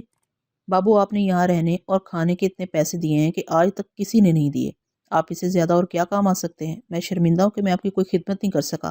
میں نے کہا، تمہاری ایک جوان بیٹی ہے، تمہیں یقیناً اس کی شادی کی فکر ہوگی۔ تم سوچ بھی نہیں سکتے کہ میں کتنا دولت مند ہوں۔ اگر میں 2-4 ہزار تمہاری بیٹی کی شادی کے لیے دے دوں تب بھی میرے خزانے میں ایک پیسے کی کمی نہیں آئے گی۔ یہ کہہ کر میں نے اٹیچی کھولی اور اس میں سے 3,000 روپے نکال کر اس کی طرف بڑھا دیے۔ اتنے روپے دے کر وہ خوشی سے کانپنے لگا۔ بابو، میں نے آج تک ایسا ایک بھی آدمی نہیں دیکھا جو بغیر کسی غرض یا مطلب کے اتنی بڑی رقم دے دے۔ آپ انسان نہیں، فرشتہ ہیں۔ اس کی زبان سے یہ باتیں سن کر مجھے ندامت سے محسوس ہوئی۔ میں اس بوڑھے کو کیسے سمجھاتا کہ بغیر مطلب کے اس دنیا میں تو کوئی کسی کے کام نہیں آتا۔ اس دنیا میں اس طرح کے انسانوں اور رنگا رنگ جذبوں کا میلہ لگا ہوا ہے۔ اس میلے میں ایک جوانی دوسری جوانی سے کیسے ٹکرا جاتی ہے، تہذیب کے خلاف موضوع اور جذبے کس طرح بہا کر لے جاتے ہیں، میں ان باتوں کی تشریح نہیں کر سکتا۔ انسان زندگی کے راستوں پر تمام پابندیوں کو توڑتا ہوا اس دنیا سے گزر جاتا ہے۔ میں بھی اپنی زندگی کے ایک ایک موڑ سے اسی طرح گزرتا جا رہا تھا۔ بوڑھا چوکیدار روپے لے کر بہت دیر تک مجھے دعائیں دیتا رہا، اس کے بعد چلا گیا۔ میں ایک سگریٹ سلگا کر ایزی چیئر پر بیٹھ گیا اور وقت کا انتظار کرنے لگا کہ جب فلم یونٹ کے تمام لوگ سو جاتے اور آئی لینس حاصل کرنے کے لیے میں اپنا کام دکھا سکتا۔ میں آدھی رات تک شیتل اور چیتل کا انتظار نہیں کر سکتا تھا۔ میں نے گھڑی دیکھی، اس وقت رات کے 10 بج رہے تھے۔ کمرے کے باہر ابھرنے والی قدموں کی چاپ سے میں نے اندازہ لگایا ابھی کچھ لوگ جاگ رہے تھے۔ مجھے ان کے سونے کا انتظار تھا۔ میں نے وقت گزاری کے لیے سگریٹ سلگایا اور ایزی چیئر سے ٹیک لگا کر آنکھیں موند لیں، اور ان فتنہ خیز لمحات کے تصور سے ہی میں لطف اندوز ہونے لگا جو میں نے شادہ کے سنگ گزارے تھے۔ پربتوں کی اس بیٹی نے مجھے نئی لذتوں سے آشنا کیا تھا۔ میری زندگی میں کتنی ہی لڑکیاں آئی تھیں، مگر شادہ ان سب سے بالکل مختلف، بہت معصوم، سادہ اور پرخلوص۔ اس غرض کی ماری دنیا میں اس نے مجھے ہر غرض سے ماورا ہو کر چاہا تھا۔ اس کے ساتھ گزارے ہوئے چند لمحات صدیوں کی رفاقت کا احساس دلانے پر تل گئے، مگر میری زندگی ہنگاموں سے بھرپور تھی۔ میں اپنی جان ہتھیلی پر لیے پھرتا تھا۔ ایسے ہنگاموں سے پر زندگی میں بھلا میں کس طرح شادہ کو شامل کر لیتا؟ اسے چھوڑ کر جانے کے خیال سے مجھے بے حد دکھ ہو رہا تھا، مگر میں کتنا مجبور تھا۔ میں نے گہری سانس لی اور شادہ کے ذہن میں جھانکنے لگا۔ وہ میرے ہی متعلق سوچ رہی تھی۔ اس کا بابا خوشی سے لرزتی آواز میں اسے کہہ رہا تھا، شادہ، بابو بڑا اچھا آدمی ہے، اس نے مجھے ڈھیر سارے پیسے دیے ہیں تاکہ میں خوب دھوم دھام سے تیری شادی کر سکوں۔ وہ رات کو کسی وقت یہاں سے چلا جائے گا۔ یہ سن کر شادہ کے دل پر بجلی سی گر پڑی۔ اس کا معصوم چہرہ یاسیت کی تاریکی میں ڈوب گیا۔ اس کا بابا جانے کیا کیا کہتا رہا، مگر اس نے کچھ نہ سنا۔ اس کے ذہن میں آندھیوں کے جھکڑ چل رہے تھے۔ وہ اپنی جگہ سے اٹھی اور بستر پر جا کر گر گئی۔ اس کا بابا میرے دیے ہوئے روپوں کو ایک میلی سی تھیلی میں رکھ کر چوری کے خطرے سے گھاس پھوس کی بنی چھت میں چھپا کر رکھ رہا تھا، اور شادہ اپنے بستر پر لیٹی بازوؤں میں منہ چھپائے سسک رہی تھی۔ بابا روپے چھپا کر اس کی طرف مڑا، اسے بستر پر لیٹا دے کر کہنے لگا، شادہ کیوں لیٹ گئی، روٹی نہیں کھائے گی کیا؟ شادہ کی آنسوؤں میں بھیگی ہوئی آواز سنائی دی، بابا میری اچھا نہیں۔ شادی کا ذکر سن کر شرما گئی۔ بابو نے اتنے ڈھیر سارے پیسے دیے ہیں، میں تیری شادی اتنی دھوم سے کروں گا کہ بستی میں آج تک کسی لڑکی کی شادی اتنی دھوم سے نہ ہوئی ہوگی۔ میں تیری شادی میں باجے والوں کو بھی بلواؤں گا۔ چپ کر جا بابا، میں شادی نہیں کروں گی۔ یہ سن کر اس کا بابا ہنس پڑا اور اٹھ کر اس کے بستر پر آ گیا۔ سب لڑکیاں شرما کر یہی کہتی ہیں، پر بیٹیاں تو پرایا دھن ہوا کرتی ہیں، ایک نہ ایک دن انہیں بابول کا دوار چھوڑنا ہی پڑتا ہے۔ بیٹی کسی غریب کی ہو یا کسی راجا کی، سب ہی ایک دن بیاہ کر پرائے دیش چلی جاتی ہیں۔ شاداں کی سسکیوں کی آواز سن کر وہ پیار سے اس کے سر پر ہاتھ پھیرنے لگا، پگلی رو رہی ہے؟ ارے ابھی سے ہی کاہے کا رونا دھونا، تیرا بیاہ کوئی آج تھوڑا ہی ہو رہا ہے، کیوں رو رو کر اپنی جان ہلکان کرتی ہے، چل سو جا۔ اس نے بستر کے کنارے پر رکھا کمبل اٹھا کر اس پر ڈال دیا اور چولہے کے پاس بیٹھ کر روٹی کھانے لگا۔ شادہ چپکے سسک رہی تھی۔ اس کا بابا روٹی کھا کر اپنے بستر پر لیٹ رہا۔ شادہ اپنی سوچ میں مجھ سے گلا کر رہی تھی، بابو تو بھی سارے شہری بابوؤں کی طرح ہر جائی نکلا، بس تیرے اندر پیار کا اتنا ہی حوصلہ تھا۔ تم شہری لوگ جب پیار نبھا نہیں سکتے تو پیار کرتے کیوں ہو؟ بابو، شادہ تو تیرے پیار میں ڈوب کر اتنا فاصلہ طے کر گئی ہے کہ واپس لوٹنا اس کے بس میں نہیں رہ گیا ہے۔ مجھے بیچ راہ میں چھوڑ کر نہ جا بابو، میرے پیار کی لاج رکھ لے۔ میں نے تو اپنا تن من سب کچھ تجھ پر لٹا دیا ہے، سب کچھ لٹا کر اب میں کیسے جیوں بابو؟ وہ رو رہی تھی اور میرا دل مسلا جا رہا تھا۔ میرے سینے پر دکھ کی بھاری سل آ گری۔ شادہ سے جدائی کا تصور میرے لیے بھی بڑا فرو فرساں تھا۔ کاش ہنگامے مجھے اتنی مہلت دے دیتے کہ میں شادہ کو اپنی زندگی میں شامل کر سکتا، لیکن اگر انسان کی ساری خواہشیں پوری ہونے لگیں تو وہ شکوہ گزار کیوں کہلائے؟ میں نے گہری سانس لے کر گھڑی دیکھی، 12:25 ہو چکے تھے۔ خیالات میں کھو کر مجھے احساس ہی نہ ہوا کہ کتنا وقت بیت گیا ہے۔ اب میرے کام کا وقت آ گیا تھا۔ میں نے احتیاط کے طور پر بوڑھے پروڈیوسر کے ذہن میں جھانکا۔ وہ شراب کے نشے میں مست گہری نیند سو رہا تھا۔ میں نے اطمینان کا سانس لیا اور آہستہ سے دروازہ کھول کر دبے قدموں پروڈیوسر کے کمرے کی طرف بڑھنے لگا۔ دروازے کے پٹ بند تھے، مگر دروازہ لاک نہیں تھا۔ میں بہت آہستگی سے اندر چلا گیا۔ کمرے میں لالٹین روشن تھی۔ اس کی ہلکی سی روشنی میں میں نے کمرے کا جائزہ لیا۔ شراب کی کئی بوتلیں میز پر خالی پڑی تھی۔ مختلف پلیٹوں میں بھنے ہوئے گوشت کے کباب اور تلی ہوئی مچھلی کے بچے کچے ٹکڑے پڑے تھے، اور پروڈیوسر کے ہلکے ہلکے خراٹے کمرے کی خاموش فضا میں مدھم سا ارتاش پیدا کر رہے تھے۔ خراٹوں کی آواز نے مجھے مزید مطمئن کر دیا۔ میں نے پروڈیوسر کے کرتے کی جیب میں ہاتھ ڈال کر چابی کا گچھا نکال لیا اور کونے میں رکھی ہوئی اٹیچی کا تالا کھولنے لگا۔ ذرا ہی دیر بعد تالا کھل گیا۔ میں نے اٹیچی کا ڈھکنا اٹھایا اور بہت سے سامان میں سے آئی لینس کا ڈبہ ڈھونڈنے لگا۔ تھوڑی سی تلاش کے بعد مجھے ڈبہ مل گیا۔ میں نے اس میں سے آئی لینس کے 2 جوڑے نکال کر اپنی جیب میں رکھے اور ڈبے کو دوبارہ اٹیچی میں رکھ کر اسے لاک کر دیا۔ چابی کا گچھا واپس بوڑھے پروڈیوسر کی جیب میں رکھا اور آہستہ سے جیب تھپتھپاتا ہوا خاموش قدموں سے اپنے کمرے میں آ گیا۔ کمرے میں آ کر میں نے آئی لینس احتیاط سے اٹیچی میں رکھے میز پر پڑا سگریٹ کا پیکٹ اور لائٹر اٹھایا اور اٹیچی لے کر کمرے سے باہر آ گیا۔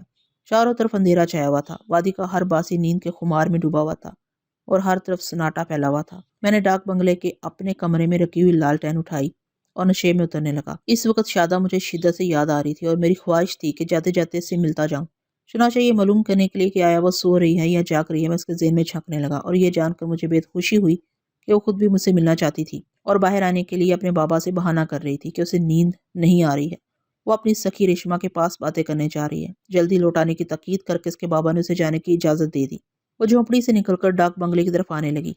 میرے قدموں میں تیزی آ گئی، وہ ادھر ہی آ رہی تھی۔ میرے ہاتھ میں لالٹین تھی جس کی روشنی دیکھ کر وہ ٹھٹک کر اپنی جگہ کھڑی ہو گئی۔ میں نے لالٹین کی لو اونچی کی اور اپنے چہرے کے قریب کر لی۔ روشنی میں میرا چہرہ اجاگر ہوا تو وہ مجھے پہچان کر دیوانہ وار بھاگتی ہوئی آئی اور مجھ سے لپٹ گئی۔ سسکیاں لیتے ہوئے شکوہ کرنے لگی، بابو تو اپنی شادہ کو چھوڑ کر کیوں جا رہا ہے؟ وہ تیرے بنا مر جائے گی، بابو مجھے چھوڑ کر تو نہ جا۔ اس کی آواز میں سینکڑوں آنسوؤں کی نمی تھی اور اس کا گداز بدن ہولے ہولے کانپ رہا تھا۔ میں اسے کسی عزیز متاع کی طرح اپنے بازو میں سنبھالے ایک بڑے سے ہرے بھرے ٹیلے کی اوٹ میں آ گیا۔ میں سبزے کے فرش پر بیٹھ رہا اور اس کا سر پیار سے اپنے زانوں پر رکھ لیا۔ چاند کی سنہری کرنوں میں نے اس کے چہرے کو دیکھا جس پر دکھ کی پرچھائیاں رقص کر رہی تھیں اور آنسوؤں کی ایک جھالر سی دراز پلکوں پر لرز رہی تھی۔ اس ایٹمی دور میں انسانوں کے دل سے محبت، خلوص اور سچائی کی قدریں مٹ گئی ہیں، مگر یہ معصوم سی دیہاتی لڑکی کا پیار کتنا بے غرض اور پوتر ہے، یہ سوچ کر مجھے اس پر ٹوٹ کر پیار آیا۔ آنسوؤں کی لڑیاں اس کے رخساروں پر بہہ رہی تھیں۔ میں نے ان آنسوؤں کو اپنے ہونٹوں میں جذب کرتے ہوئے مدھم سی سرگوشی کی، شادہ نہ رو، تیرا باپو تیرے آنسو نہیں دیکھ سکتا۔ اس نے جھلکتی آنکھیں اٹھا کر کانپتی آواز میں کہا، تو بڑا ظالم ہے بابو، اپنی شادہ کو چھوڑ کر جا رہا ہے۔ کیا کروں شادہ، میرا دل تو نہیں چاہتا کہ تجھے چھوڑ کر جاؤں، مگر یہاں میری جان کو خطرہ ہے۔ اگر میں یہاں رہا تو شاید دشمن مجھے مار ڈالیں۔ کیا تو یہ چاہے گی کہ کوئی تیرے بابو کو جان سے مار؟ اس نے تڑپ کر میرے لبوں پر ہاتھ رکھ دیا۔ شادہ میرا انتظار کرنا، میں ایک دن ضرور لوٹ کر آؤں گا، اور شادہ اگر میرے آنے میں بہت دیر ہو جائے اور تیرا کوئی اچھا رشتہ آئے تو شادی کر لینا، میں زندگی بھر تیرا انتظار کروں گی بابو۔ نہیں شادہ، زندگی اتنی سستی نہیں ہوتی کہ اسے انتظار کی بھیڑ چڑھایا جائے۔ میں نہ جانے کب لوٹ کر آؤں، کہیں ایسا نہ ہو کہ تیری جوانی انتظار کی نظر ہو جائے۔ صرف تو ہی مجھے نہیں چاہتی شادہ، میں بھی تو تجھ سے محبت کرنے لگا ہوں، محبت جو ازلی اور ابدی جذبہ ہے، جو پہلی اور آخری سچائی ہے۔ ویسی جذبے کی قسم کھا کر کہتا ہوں کہ زندگی رہی تو کبھی نہ کبھی ضرور لوٹ کر تیرے پاس آؤں گا۔ اسے تسلی دیتے ہوئے مجھے اپنے لہجے کے کھوکھلے پن کا شدید احساس ہوا۔ ایک طرف زندگی اور اس کے فطری تقاضوں سے بھرپور حساس دل تھا، دوسری طرف ہنگامے اور خطرات تھے جو اجازت نہ دیتے تھے کہ میں ان فطری تقاضوں کو پورا کر سکوں۔ اس وقت مجھے اپنی بے بسی کا شدت سے احساس ہوا۔ میرا دل چاہا سارے ہنگامے، سارے خطرات دور بھاگ جائیں اور میں شادہ کی ریشمی زلفوں کی چھاؤں میں زندگی بتا دوں، مگر حقیقتیں منہ پھاڑے مجھے نگلنے کو تیار بیٹھی تھیں۔ بابو میں تجھے بہت یاد کروں گی۔ اس کی آواز بہت مدھم تھی اور اس کی آواز میں ایک عجیب سی اداسی، دکھ اور اضطراب چھپا ہوا تھا۔ میں بھی جہاں رہوں گا تجھے یاد کرتا رہوں گا شادہ۔ اس وقت بہت تھوڑا وقت ہے، آؤ ان لمحات کو امر بنا لیں۔ کچھ دیر کے بعد میں اٹیچی اور لالٹین اٹھا کر اٹھ کھڑا ہوا اور اسی درخت کی طرف بڑھا جہاں کل میں نے اپنا میک اپ کیا تھا اور پھر اتارا تھا۔ وہاں پہنچ کر میں نے شیتل اور چیتل کو کال کیا۔ چند لمحے بعد وہ میرے سامنے تھے۔ میں نے ان اشاروں میں سمجھایا کہ میں آئی لینس لے آیا ہوں اور اسے تم دونوں کی آنکھوں میں لگانا ہے۔ میرا مطلب سمجھ کر دونوں میرے سامنے بیٹھ گئے۔ میں نے اٹیچی کھولی اور اس میں سے آئی لینس نکالا اور ذرا سی کوشش کے بعد ان دونوں کی آنکھوں میں بڑی مہارت سے آئی لینس فٹ کر دیے۔ اس کام سے فارغ ہو کر میں نے لالٹین کی روشنی میں اپنا میک اپ کرنا شروع کیا۔ پہلے چہرے پر ماسک چڑھایا، پھر بوڑھے میک اپ مین کی دی ہوئی میک اپ کی چیزیں لگائیں اور اپنی آنکھوں میں بھی آئی لینس لگا لیے۔ اب میرا باپ بھی مجھے دیکھتا تو نہ پہچان پاتا۔ شیتل اور چیتل یہ ساری کارگزاریاں دیکھ دیکھ کر مسکرا رہے تھے۔ میں نے ایک بار پھر تنقیدی نظروں سے آئینے میں اپنا جائزہ لیا اور مطمئن ہو کر تمام چیزیں دوبارہ اٹیچی میں رکھ کر تالا لگایا اور اٹیچی شیتل کو پکڑا کر اٹھ کھڑا ہوا۔ لالٹین کی مدھم سی روشنی میں ہم تینوں بہت سنبھل کر قدم اٹھا رہے تھے۔ ہماری ذرا سی غلطی ہمیں ہزاروں فٹ گہری کھائی میں دھکیل سکتی تھی۔ میں چلتا ہوا اس جگہ پر آیا جہاں چند منٹ پہلے شادہ اور میں موجود تھے۔ اس خالی جگہ کو دیکھ کر مسکراہٹ خود بخود میرے لبوں پر آ گئی۔ شادہ کے تاثرات معلوم کرنے کے لیے اس کے ذہن میں جھانکا۔ وہ بستر پر چت لیٹی سوچ رہی تھی اور پھر اس کی آنکھوں سے گنگا جمنا بہہ نکلی اور میں نے قدم تیز کر دیے۔ میں میک اپ میں تھا، اس لیے میں نے لالٹین چوکیدار کے ہاتھ میں دینے کی بجائے ڈاک بنگلے کے برآمدے میں رکھ دینا زیادہ مناسب سمجھا۔ میں نے لالٹین برآمدے میں رکھی اور اس طرف جانے لگا جہاں کار کھڑی تھی۔ کچھ دور جا کر جھاڑیوں کے پیچھے سے مجھے کچھ دبی دبی سی آوازیں سنائی تھی، مگر الفاظ سمجھ میں نہ آئے کیونکہ جھاڑیاں خاصے فاصلے پر تھیں۔ مجھے خطرے کا احساس ہوا اور یہ معلوم کرنے کے لیے کہ لوگ کون ہیں، میں نے شبہ کے طور پر دشمن کے ذہن میں جھانکا۔ میرا اوپر کا سانس اوپر اور نیچے کا نیچے رہ گیا۔ وہاں بیل منڈو اور کچھ اس کے ماتحت تھے۔ بیل منڈو کی سوچ سے پتہ چلا کہ اسے میرے یہاں ہونے کا کسی حد تک پتہ چل گیا ہے اور وہ اپنے ماتحتوں کو لے کر میری تلاش میں یہاں آ پہنچا ہے۔ ایک لمحے کی دیر کیے بغیر میں چیتل اور شیتل کے ساتھ ایک ٹیلے کے پیچھے آ گیا۔ وہاں چاندنی میں ہم ایک دوسرے کو دیکھ سکتے تھے۔ میں ہاتھ کے اشاروں سے ان دونوں کو سمجھانے لگا کہ ہمیں وہاں سے منتشر ہو کر کس طرح فردن فردن دشمنوں سے نپٹنا ہے۔ اس کے بعد ایک ایسے شخص کو گھیرنا ہے جس کا سر منڈا ہوا ہے۔ اس سر منڈے نے ان کی طرح مارشل آرٹ میں بلیک بیلٹ حاصل کیا ہے، لہٰذا اس سے محتاط ہو کر مقابلہ کرنا ہوگا۔ تمام باتیں سمجھا کر میں ان سے الگ ہو گیا اور ٹیلے کے پیچھے سے گھٹنوں کے بل چلتا ہوا ادھر جانے لگا جدھر بیل منڈو کی سوچ میری رہنمائی کر رہی تھی۔ رات کی اندھی آغوش میں بڑی دیر تک پراسرار خاموشی چھائی رہی، پھر اچانک ہی فائر کی آواز گونجی۔ یہ سوچ کر میرا دل دھک سے رہ گیا کہ کہیں شیتل یا چیتل فائرنگ کی زد میں نہ آ گئے ہوں۔ میں نے فوراً ان کے ذہن میں باری باری جھانک کر دیکھا۔ دونوں بخیریت تھے اور اپنی اپنی جگہ ثابت قدمی سے دشمنوں کا کباڑا کر رہے۔ پھر دوسری بار فائرنگ کی آواز آئی۔ اس کے ساتھ ہی کوئی بلندی سے چیختا ہوا نشیب کی طرف لڑکتا ہوا میرے قریب سے گزر کر دور بستی میں چلا گیا۔ بہت دیر تک میرے دل میں یہ حسرت ہی رہ گئی کہ کوئی مجھ سے بھی آ کر ٹکراتا، مگر دونوں گونگے بھائیوں نے کسی کو میرے قریب آنے کا موقع نہیں دیا۔ وہ ناگہانی مصیبتوں کی طرح ان کے سروں پر پہنچتے تھے، جوڈو اور کراٹے کا ہاتھ دکھاتے تھے، پھر دوسرے شکار کی تلاش میں دوسری طرف پلٹ جاتے تھے۔ 2 گھنٹے کے بعد پھر گہری خاموشی اور سناٹا چھا گیا۔ میں بیل منڈو کو اس کے دماغ سے سمجھ رہا تھا کہ اس وقت وہ کہاں ہے۔ وہ نشیب میں اترتا ہوا اور اپنے ماتحتوں کو تلاش کرتا ہوا درختوں کے جھنڈ کی طرف جا رہا تھا۔ شیتل اور چیتل شکاری کتوں کی طرح اپنے شکار کو سونگھ لیتے تھے، یا پھر انہوں نے چاندنی میں بیل منڈو کی مڑی ہوئی چکنی کھوپڑی دیکھ لی تھی۔ اسے دیکھتے ہی وہ 2 مخالف سمتوں سے چھپتے چھپاتے اس کی طرف بڑھ رہے تھے۔ میں بھی ادھر ہی جانے لگا۔ بیل منڈو ایک مقام پر پہنچ کر ٹھٹک گیا۔ اس کے سامنے چند قدم کے فاصلے پر اچانک ہی شیتل آ کر کھڑا ہو گیا اور اس نے دونوں ہاتھوں سے کراٹے کے مختلف زاویے پیش کرتے ہوئے منہ سے کرخت آواز نکالی، اوں آ اوں۔ بیل منڈو نے فوراً ہی پنتیرا بدلتے ہوئے سوچا، اچھا تو یہی فرحات ہے، میرے سامنے گونگا بن کر آیا ہے۔ ماسٹر یوشے کی سوچ نے اسے حکم دیا، فوراً ٹارچ روشن کرو، اس کی آنکھوں میں دیکھو۔ میں ابھی اس کے ذہن کو اپنی گرفت میں لوں گا۔ بیل منڈو ٹارچ نکالنے کے لیے اپنا ہاتھ جیب کی طرف لے گیا۔ اسی وقت پیچھے سے چیتل کی گونگی للکار سنائی دی۔ وہ بھی ہاتھوں سے کراٹے کے زاویے بناتے ہوئے منہ سے آواز نکال رہا تھا، ای آ ای۔ بیل منڈو نے تیزی سے پلٹ کر سوچا، ارے یہ دوسرا گونگا ہے، ان دونوں میں سے فرحات کون ہو سکتا ہے؟ ماسٹر یوشے کی سوچ نے کہا، تم سوچنے میں وقت ضائع نہ کرو، فوراً ٹارچ روشن کرو، میں فرحات تک پہنچ جاؤں گا۔ اس نے جیب سے ٹارچ نکال لی۔ اتنے میں میں ایک ٹیلے پر سے کود کر دھپ سے اس کے سامنے پہنچ گیا۔ پھر میں نے بھی اپنے ہاتھوں سے کراٹے کے زاویے بناتے ہوئے گونگی آواز میں آ اوں اوں کیا۔ تیسرا گونگا؟ ماسٹر یوشے چند ساتھ کے لیے چکرا گیا۔ یہ اتنے سارے گونگے کہاں سے پیدا ہوتے جا رہے ہیں؟ بیل منڈو بھی چکرانے کے انداز میں چاروں طرف گھوم رہا تھا اور باری باری تینوں گونگوں کی آنکھ پر ٹارچ کی روشنی پھینک رہا تھا۔ تینوں کی آنکھیں سپاٹ تھی، آئی لینس کا پردہ پڑا ہوا تھا، ان آنکھوں سے صرف ٹارچ کی روشنی منعکس ہو رہی تھی اور ماسٹر یوشے کی ٹیلی پیتھی کی صلاحیتیں ایک سے دوسرے اور دوسرے سے تیسرے گونگے کی طرف بھٹک رہی تھیں۔ میں نے دل ہی دل میں کہا، ماسٹر یوشے نادیدہ شیطان، سنبھال اپنے سب سے خطرناک کالے کار کو، اب فرحات کی باری ہے۔ بیل منڈو بکھلا کر باری باری تینوں کی آنکھوں پر ٹارچ کی روشنی پھینکنے لگا۔ ٹارچ کی روشنی کی زد میں آ کر تینوں کی آنکھیں جنگلی بلوں کی آنکھوں کی طرح چمکتی تھیں۔ ماسٹر یوشے بیل منڈو کی آنکھوں کے ذریعے ہم تینوں گونگوں کی آنکھوں اور مزاج کو سمجھنا چاہتا تھا، مگر ہماری آنکھیں پالش کیے ہوئے پلاسٹر کے لینس کی تھیں۔ ہم اس پردے کے پیچھے سے ساری دنیا کو دیکھ سکتے تھے، مگر کوئی دوسرا ہماری آنکھوں کے اس پار نہیں جھانک سکتا تھا اور نہ ہی ہماری آنکھوں کے بدلتے ہوئے مزاج کو سمجھ سکتا تھا، کیونکہ وہ آئی لینس ہر جذبے سے خالی اور سپاٹ تھے۔ کچھ دیر تک ٹارچ کی روشنی ایک دوسرے سے اور دوسرے سے تیسرے کو کچھ دیر تک ٹارچ کی روشنی ایک سے دوسرے اور دوسرے سے تیسرے گونگے تک چکراتی رہی، ساتھ ہی ماسٹر یوشے کی سوچ بھی چکراتی رہی۔ اس جہان دیدہ شیطان کو زمانے بھر کا تجربہ تھا۔ اس نے فوراً ہی سمجھ لیا کہ ہم تینوں گونگے آئی لینس کے پردوں میں چھپے ہوئے ہیں۔ وہ کبھی سوچ بھی نہیں سکتا تھا کہ احتیاطی تدابیر کے لیے اور ماسٹر آف ٹیلی پیتھی کی شیطانی چالوں سے بچنے کے لیے میرا ذہن اتنی دور تک سوچے گا، اور میں اس کی سوچ کی لہروں کو ہمارے دماغ تک پہنچنے سے پہلے ہی آئی لینس کی دیواروں سے روک دوں گا۔ میری ذہانت سے متاثر ہو کر باختیار اس کی سوچ نے کہا، برافو فرحات، میں تمہارے جیسے چالاک شیطان کی قدر کرتا ہوں۔ کاش کہ ایک بار تم سے رابطہ قائم ہو جاتا تو میں پوری دیانتداری سے تمہاری طرف دوستی کا ہاتھ بڑھاتا۔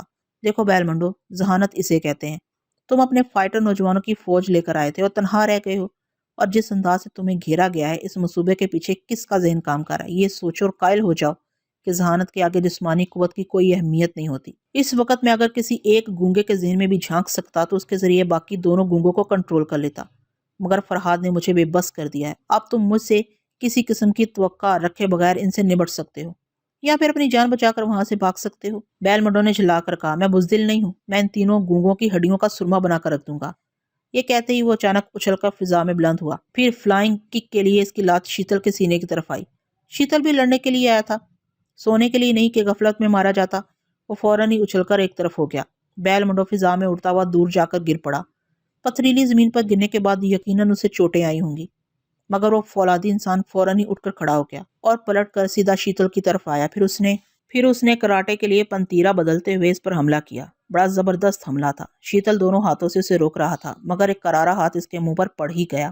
شیتل مار کھا کر یوں جھکا جیسے گرنے ہی والا ہو، مگر اس نے جھکتے ہی بیل منڈو کے سینے پر ایک ترچھی ہتھیلی جمائی۔ وہ گراتا ہوا پیچھے چلا گیا۔ اس کے ساتھ ہی شیتل نے گھوم گھوم کر اسے دو لاتیں جمائی۔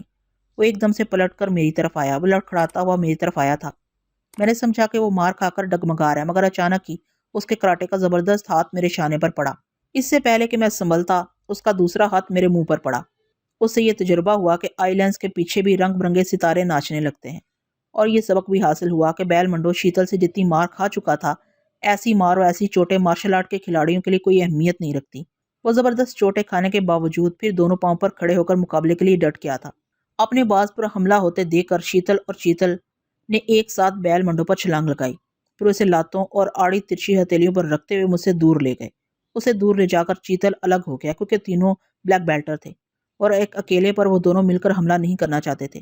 یہ اصول کے خلاف تھا، لہٰذا اصول کے مطابق شیتل اسے تنہا لڑنے لگا۔ شیتل کے متعلق میں پہلے بیان کر چکا ہوں کہ وہ کیسا فولادی انسان تھا، مگر پہلی بار اس فولاد سے فولاد ٹکرایا تھا۔ دو نہتوں کی ایسی دل دہلا دینے والی لڑائی میں نے پہلی بار دیکھی تھی۔ وہ دونوں ایک دوسرے کو مار رہے تھے اور مار کھا رہے تھے، زخمی ہو رہے تھے، مگر پھر بھی ثابت قدمی سے میدان میں ڈٹے ہوئے تھے۔ میرے دل میں اندیشہ پیدا ہوا کہ اگر لڑائی تھوڑی دیر اور جاری رہی تو شیتل گر پڑے گا۔ میں نے فوراً شیتل کے ذہن میں جھانک کر دیکھا، اس کی قوت ارادی کا کیا حال ہے۔ اس کے دماغ میں ضد اور جھنجھلاہٹ کی آندھی سی چل رہی تھی۔ وہ اس وقت تک زمین پر گرنا اپنی توہین سمجھتا تھا جب تک کہ وہ مر نہ جائے۔ اس کے بعد میں نے بیل منڈو کے ذہن میں جھانک کر دیکھا، اس کا بھی یہی حال تھا۔ اس نے بھی ضد کر لی تھی کہ اپنے مقابل آنے والے گونگے کو مار ڈالے گا یا خود مر جائے گا، مگر میدان نہیں چھوڑے گا۔ اس کی ضد کے باوجود ماسٹر یوشے اس کی سوچ میں برابر کہہ رہا تھا، بیل منڈو میری بات مانو، لڑائی ختم کرو، مصلحت سے کام لو۔ تم اپنی ضد اور غصے میں یہ بات بھول رہے ہو کہ ابھی ایک ہی گونگے سے لڑنے کے دوران تم اندر سے ٹوٹ رہے ہو، بظاہر ثابت قدمی سے جمے ہوئے ہو۔ تمہاری سوچ بتا رہی ہے کہ تینوں دیانت داری سے لڑنے کے اصولوں پر عمل کر رہے ہیں اور بیک وقت تم پر حملہ نہیں کر رہے ہیں۔ کیا اسے ثابت نہیں ہوتا کہ وہ تینوں بلیک بیلٹر ہیں؟ نہیں، تینوں نہیں، ان میں سے ایک گونگا جو تم سے مار کھا گیا تھا، وہ تمہاری سوچ کے مطابق مار کھا کر چکرا گیا تھا، تم پر پلٹ کر حملہ نہیں کر سکا تھا۔ مارشل آرٹ سے واقف ہونے والے اتنے سرد نہیں ہوتے کہ پلٹ کر حملہ نہ کرے۔ میرا خیال ہے کہ وہی فرحات ہے، اور اس نے تمہارے مقابلے کے لیے دو مارشل آرٹ جاننے والوں کو کرائے پر حاصل کیا ہے۔ میں تمہیں حکم دیتا ہوں، تم صرف اسی گونگے پر حملہ کرو جس کے گونگے وجود کے پیچھے فرحات چھپا ہوا ہے۔ وہ تمہارے دو چار زبردست حملوں کی تاب نہ لا کر چیخے گا، اس طرح اس کی زبان کھلے گی اور میں اس کے دماغ تک پہنچ جاؤں گا۔ مسئلے سے کام لو، لڑائی کے اصولوں کو بلائے طاق رکھو اور گونگے فرحات پر حملہ کرو۔ بیل منڈو لڑتے لڑتے شیتل سے ذرا دور ہو کر چیخنے لگا، شیطان کی اولاد، میں بزدل اور بے ایمان نہیں ہوں، میں بھی اصولوں کے مطابق لڑوں گا۔ یہ تینوں میرے دشمن ہیں، مگر میں ان کی قدر کرتا ہوں کہ یہ اصولوں پر چل رہے ہیں۔ میں بھی آخری دم تک قاعدے اور قوانین کے مطابق ان سے لڑوں گا۔ ماسٹر یوشے جھنجھلا کر بیل منڈو کو گالیاں دینے لگا۔ سوچ کے ذریعے رابطہ قائم کرنے کے باعث ذرا دل کے لیے لڑائی رک گئی تھی۔ اسے خاموش کھڑے دیکھ کر شیتل نے اس پر حملہ کرنا چاہا، لیکن میں نے اسے ہاتھ کے اشارے سے روک دیا، کیونکہ میں بھی بیل منڈو کی دیانت داری کی قدر کرنا چاہتا تھا۔ اس لیے اسے ماسٹر یوشے سے باتیں کرنے اور پھر اپنے طور پر فیصلہ کرنے کی مہلت دے رہا تھا۔ اب ماسٹر یوشے بیل منڈو کو دھمکیاں دے رہا تھا۔ دیکھو بیل منڈو، میں حکم عدولی پسند نہیں کرتا، اگر تم میری بات نہیں مانو گے تو میں تمہارے دماغ میں ہلچل مچاؤں گا اور ابھی تمہیں پاگل بنا دوں گا۔ بیل منڈو نے کہا، اگر تم نے مجھے پاگل بنا دیا تو مجھے یہ اطمینان رہے گا کہ میں نے ایک بزدل کی طرح میدان نہیں چھوڑا۔ تیری شیطانی صلاحیتوں نے مجھے مجبور کیا ہے، مگر یاد رکھ، میرے پاگل بن جانے سے تیرا بھلا نہیں ہوگا۔ ان تینوں گونگوں میں سے جو بھی فرحات ہے وہ ہاتھ آ کر نکل جائے گا۔ اگر تم مجھ سے کام لینا چاہتا ہے تو مجھے اپنے طور پر کام کرنے دے، مجھے لڑنے کا موقع دے، میں ان تینوں کو باری باری مار گراؤں گا۔ اس کی ضد نے ماسٹر یوشے کو الجھا کر رکھ دیا۔ وہ حقیقتاً یہ نہیں چاہتا تھا کہ وہ بیل منڈو کو پاگل بنا دے اور اس طرح مجھے نکل جانے کا موقع دے۔ اس نے یہی فیصلہ کیا کہ بیل منڈو کی بات مان لے، لیکن اس طرح کے ایک گونگے کو شکست دینے کے بعد کہیں وہ دوسرے گونگے سے شکست نہ کھا جائے۔ اس بات کے پیش نظر اس نے بیل منڈو کو مشورہ دیا، اچھی بات ہے، میں تمہیں لڑنے کا موقع دیتا ہوں، لیکن اس سے پہلے تم ان تینوں گونگوں سے لڑنے کے ایسے اوقات مقرر کرو کہ تمہیں اچھی طرح سستانے اور آرام کرنے کا موقع مل جائے۔ ایک ہی رات میں تینوں سے ایک کے بعد دیگرے لڑنا دانش مندی نہیں ہے۔ تمہارے بدن کی جو ٹوٹ پھوٹ ہوگی اس کا علاج بھی لازمی ہے، لہٰذا عقل سے کام لو اور ان سے باری باری مقابلے کے لیے ایک پروگرام مرتب کرو۔ اس طرح وہ دیانتداری سے لڑنے والے اس پروگرام کے مطابق تم سے ملتے رہیں گے۔ دوسرے لفظوں میں ان گونگوں کے پیچھے چھپا ہوا فرحاد تمہاری نظروں کے سامنے آتا رہے گا۔ اپنی طاقت کو استعمال کرنے کے لیے میری عقل کو بھی استعمال کرو اور فوراً ان کے سامنے اپنا پروگرام پیش کرو۔ اس کی ہدایت کے مطابق بیل منڈو نے دونوں ہاتھ اٹھا کر ہم تینوں گونگوں کو مخاطب کیا اور اشاروں کی زبان سے کہنے لگا کہ ہم تینوں سے لڑنے کے لیے کئی دن کا وقفہ رکھنا چاہتا ہے۔ اس کی اشارتی زبان کو سمجھ کر شیتل اور چیتل مجھے سوالیہ نگاہوں سے دیکھنے لگے۔ میں نے ہاتھ کے اشاروں سے انہیں سمجھایا کہ وہ اس کی بات منظور کر لیں۔ پھر میں نے بیل منڈو سے گونگے اشاروں میں کہا کہ آج اگر وہ شیتل سے لڑنے کے بعد زندہ بچا تو ایک ہفتے کے بعد دوسرا گونگا اس کا مقابلہ کرے گا۔ اگر اس کی تقدیر مہربان رہی اور وہ زندہ بچ گیا تو پھر ایک ہفتے کے بعد اسی جگہ تیسرے گونگے سے مقابلہ ہوگا۔ یہ فیصلہ سنتے ہی شیتل اور چیتل آپس میں بحث کرنے لگے۔ شیتل ضد کر رہا تھا کہ پہلے وہ مقابلہ کرے گا اور شیتل اسے سمجھا رہا تھا کہ مقابلہ شروع ہو چکا ہے۔ وہ بہت دیر تک اس مڑے ہوئے سر والے آدمی سے لڑتا رہا، لہٰذا اب اسے ہی لڑنا چاہیے۔ اس نے گونگے اشاروں میں چیتل سے کہا، اگر میں اس مقابلے میں مارا گیا تو تم میرے باز سے وفاداری نبھانا اور کبھی اپنے سے پہلے باز کو لڑنے کا موقع نہ دینا۔ یہ سر منڈا بہت ہی خطرناک ہے اور ہمارا باز مارشل آرٹ سے پوری طرح واقف نہیں ہے۔ چیتل نے انکار میں سر ہلا کر شیتل کو سمجھایا، میں نے آج ہی تمہارے باز کا وفادار رہنے کا ارادہ کیا ہے، صرف ارادہ کیا ہے، قسم نہیں کھائی ہے۔ تم میرے بھائی ہو، تمہاری سلامتی کے لیے میں جس جذبے سے اس دشمن کا مقابلہ کروں گا، جذبے کی وہ شدت تمہارے باز کے لیے نہیں ہوگی۔ بہتر ہے کہ اپنی خاطر پہلے مجھے لڑنے کا موقع دو۔ چیتل بزدل نہیں تھا کہ اپنی خاطر پہلے اپنے بھائی کو لڑنے مرنے کا موقع دیتا، لیکن یہ بات میری سمجھ میں آ گئی تھی کہ شیتل کو میرے لیے آخر وقت تک ٹوٹ پھوٹ سے محفوظ رہ کر مستعد رہنا چاہیے۔ میں چیتل پر بھروسہ نہیں کر سکتا تھا، لہٰذا میں نے فیصلہ سنایا کہ پہلے چیتل لڑے گا۔ چونکہ اب تک بیل منڈو کافی حد تک زخمی ہو چکا ہے، اس لیے آج یہ لڑائی ملتوی کی جاتی ہے۔ بیل منڈو نے میرے اس فیصلے کو تسلیم کر لیا۔ اس نے اشاروں میں اپنا پروگرام بتایا کہ پرسوں رات وہ اسی جگہ آ کر چیتل سے مقابلہ کرے گا۔ اس سلسلے میں کوئی بے ایمانی نہیں ہونی چاہیے۔ مقابلے کے وقت اس جگہ نہ چیتل کا کوئی آدمی آئے گا اور نہ ہی بیل منڈو اپنے ساتھ کسی کو لائے گا۔ ہم نے اس کی بات مان لی۔ ایک فیصلے پر متفق ہونے کے بعد بیل منڈو وہاں سے جانے لگا۔ میں چپ چاپ کھڑا اس کے دماغ میں جھانک رہا تھا۔ اس وقت ماسٹر یوشیو سے کہہ رہا تھا، دیکھو بیل منڈو، عقل سے کام لینے سے کیسے بگڑی ہوئی بات بن جاتی ہے۔ ابھی تم کافی زخمی ہو چکے ہو، اب 2 دنوں تک تمہیں تازہ دم ہونے کا موقع مل جائے گا۔ پھر ان تینوں نے جو فیصلہ کیا ہے، اس فیصلے کے دوران یہ معلوم ہو چکا ہے کہ ان میں سے 2 گونگے تیسرے گونگے کے ماتحت ہیں اور اس کے ہر فیصلے کو تسلیم کرتے ہیں۔ کیسے یہ ظاہر نہیں ہوتا کہ وہی تیسرا گونگا فرحاد ہے؟ بیل منڈو کی سوچ نے کہا، ہاں میں بھی یہی سمجھ رہا ہوں۔ بیل منڈو کی سوچ نے کہا، ہاں میں بھی یہی سمجھ رہا ہوں۔ وہ گونگا جو باتیں کہتا ہے دوسرے انہیں بے چو چرا تسلیم کر لیتے ہیں۔ میں نے اس گونگے کو اس کے چہرے سے اچھی طرح پہچان لیا ہے، اور اب پہچاننا یا نہ پہچاننا کچھ زیادہ اہمیت نہیں رکھتا ہے، کیونکہ پروگرام کے مطابق وہ بہت جلد میرے مقابلے پر آئے گا اور بے موت مارا جائے گا۔ ماسٹر یوشی نے کہا، تم پھر احمقانہ باتیں کر رہے ہو۔ میں تم سے پہلے بھی کہہ چکا ہوں کہ میں فرحاد کا جانی دشمن نہیں ہوں۔ فرحاد جیسے تراشیدہ ہیرے مٹی میں رلنے کے قابل نہیں ہوتے۔ میں اسے اپنا ایک بہترین اعلی کار بنانا چاہتا ہوں۔ میری بات اچھی طرح یاد رکھو، جب اسے مقابلے کا وقت آئے تو اسے زیادہ نقصان نہ پہنچانا۔ اپنے داؤ پیچ سے صرف یہ کوشش کرنا کہ وہ بے نقاب ہو جائے، اس کی آنکھوں سے لینس کا پردہ ہٹ جائے یا کسی طرح اس کی زبان کھل جائے۔ بیل منڈو نے ناگواری سے کہا، تم اور فرحاد دونوں جہنم میں جاؤ۔ میں اسے زبان کھولنے پر مجبور کروں گا۔ زبان کھلتے ہی وہ تمہاری گرفت میں آ جائے گا، اس کے بعد تو تم میرا پیچھا چھوڑ دو گے نا؟ تم نے مجھ سے وعدہ کیا تھا۔ ہاں مجھے اپنا وعدہ یاد ہے۔ تمہارے جیسا ضدی اور بدمزاج شخص میرے کام نہیں آ سکتا۔ مجھے فرحاد چاہیے، اسے حاصل کرتے ہی میں تمہیں آزاد کر دوں گا۔ اچھی بات ہے، اگرچہ شیطان مجسم فریب ہوتا ہے، اس کے وعدے کا یقین کرنا نادانی ہے، مگر میرے پاس اس کے سوا کوئی چارہ نہیں ہے کہ میں تمہارے وعدے پر یقین کروں۔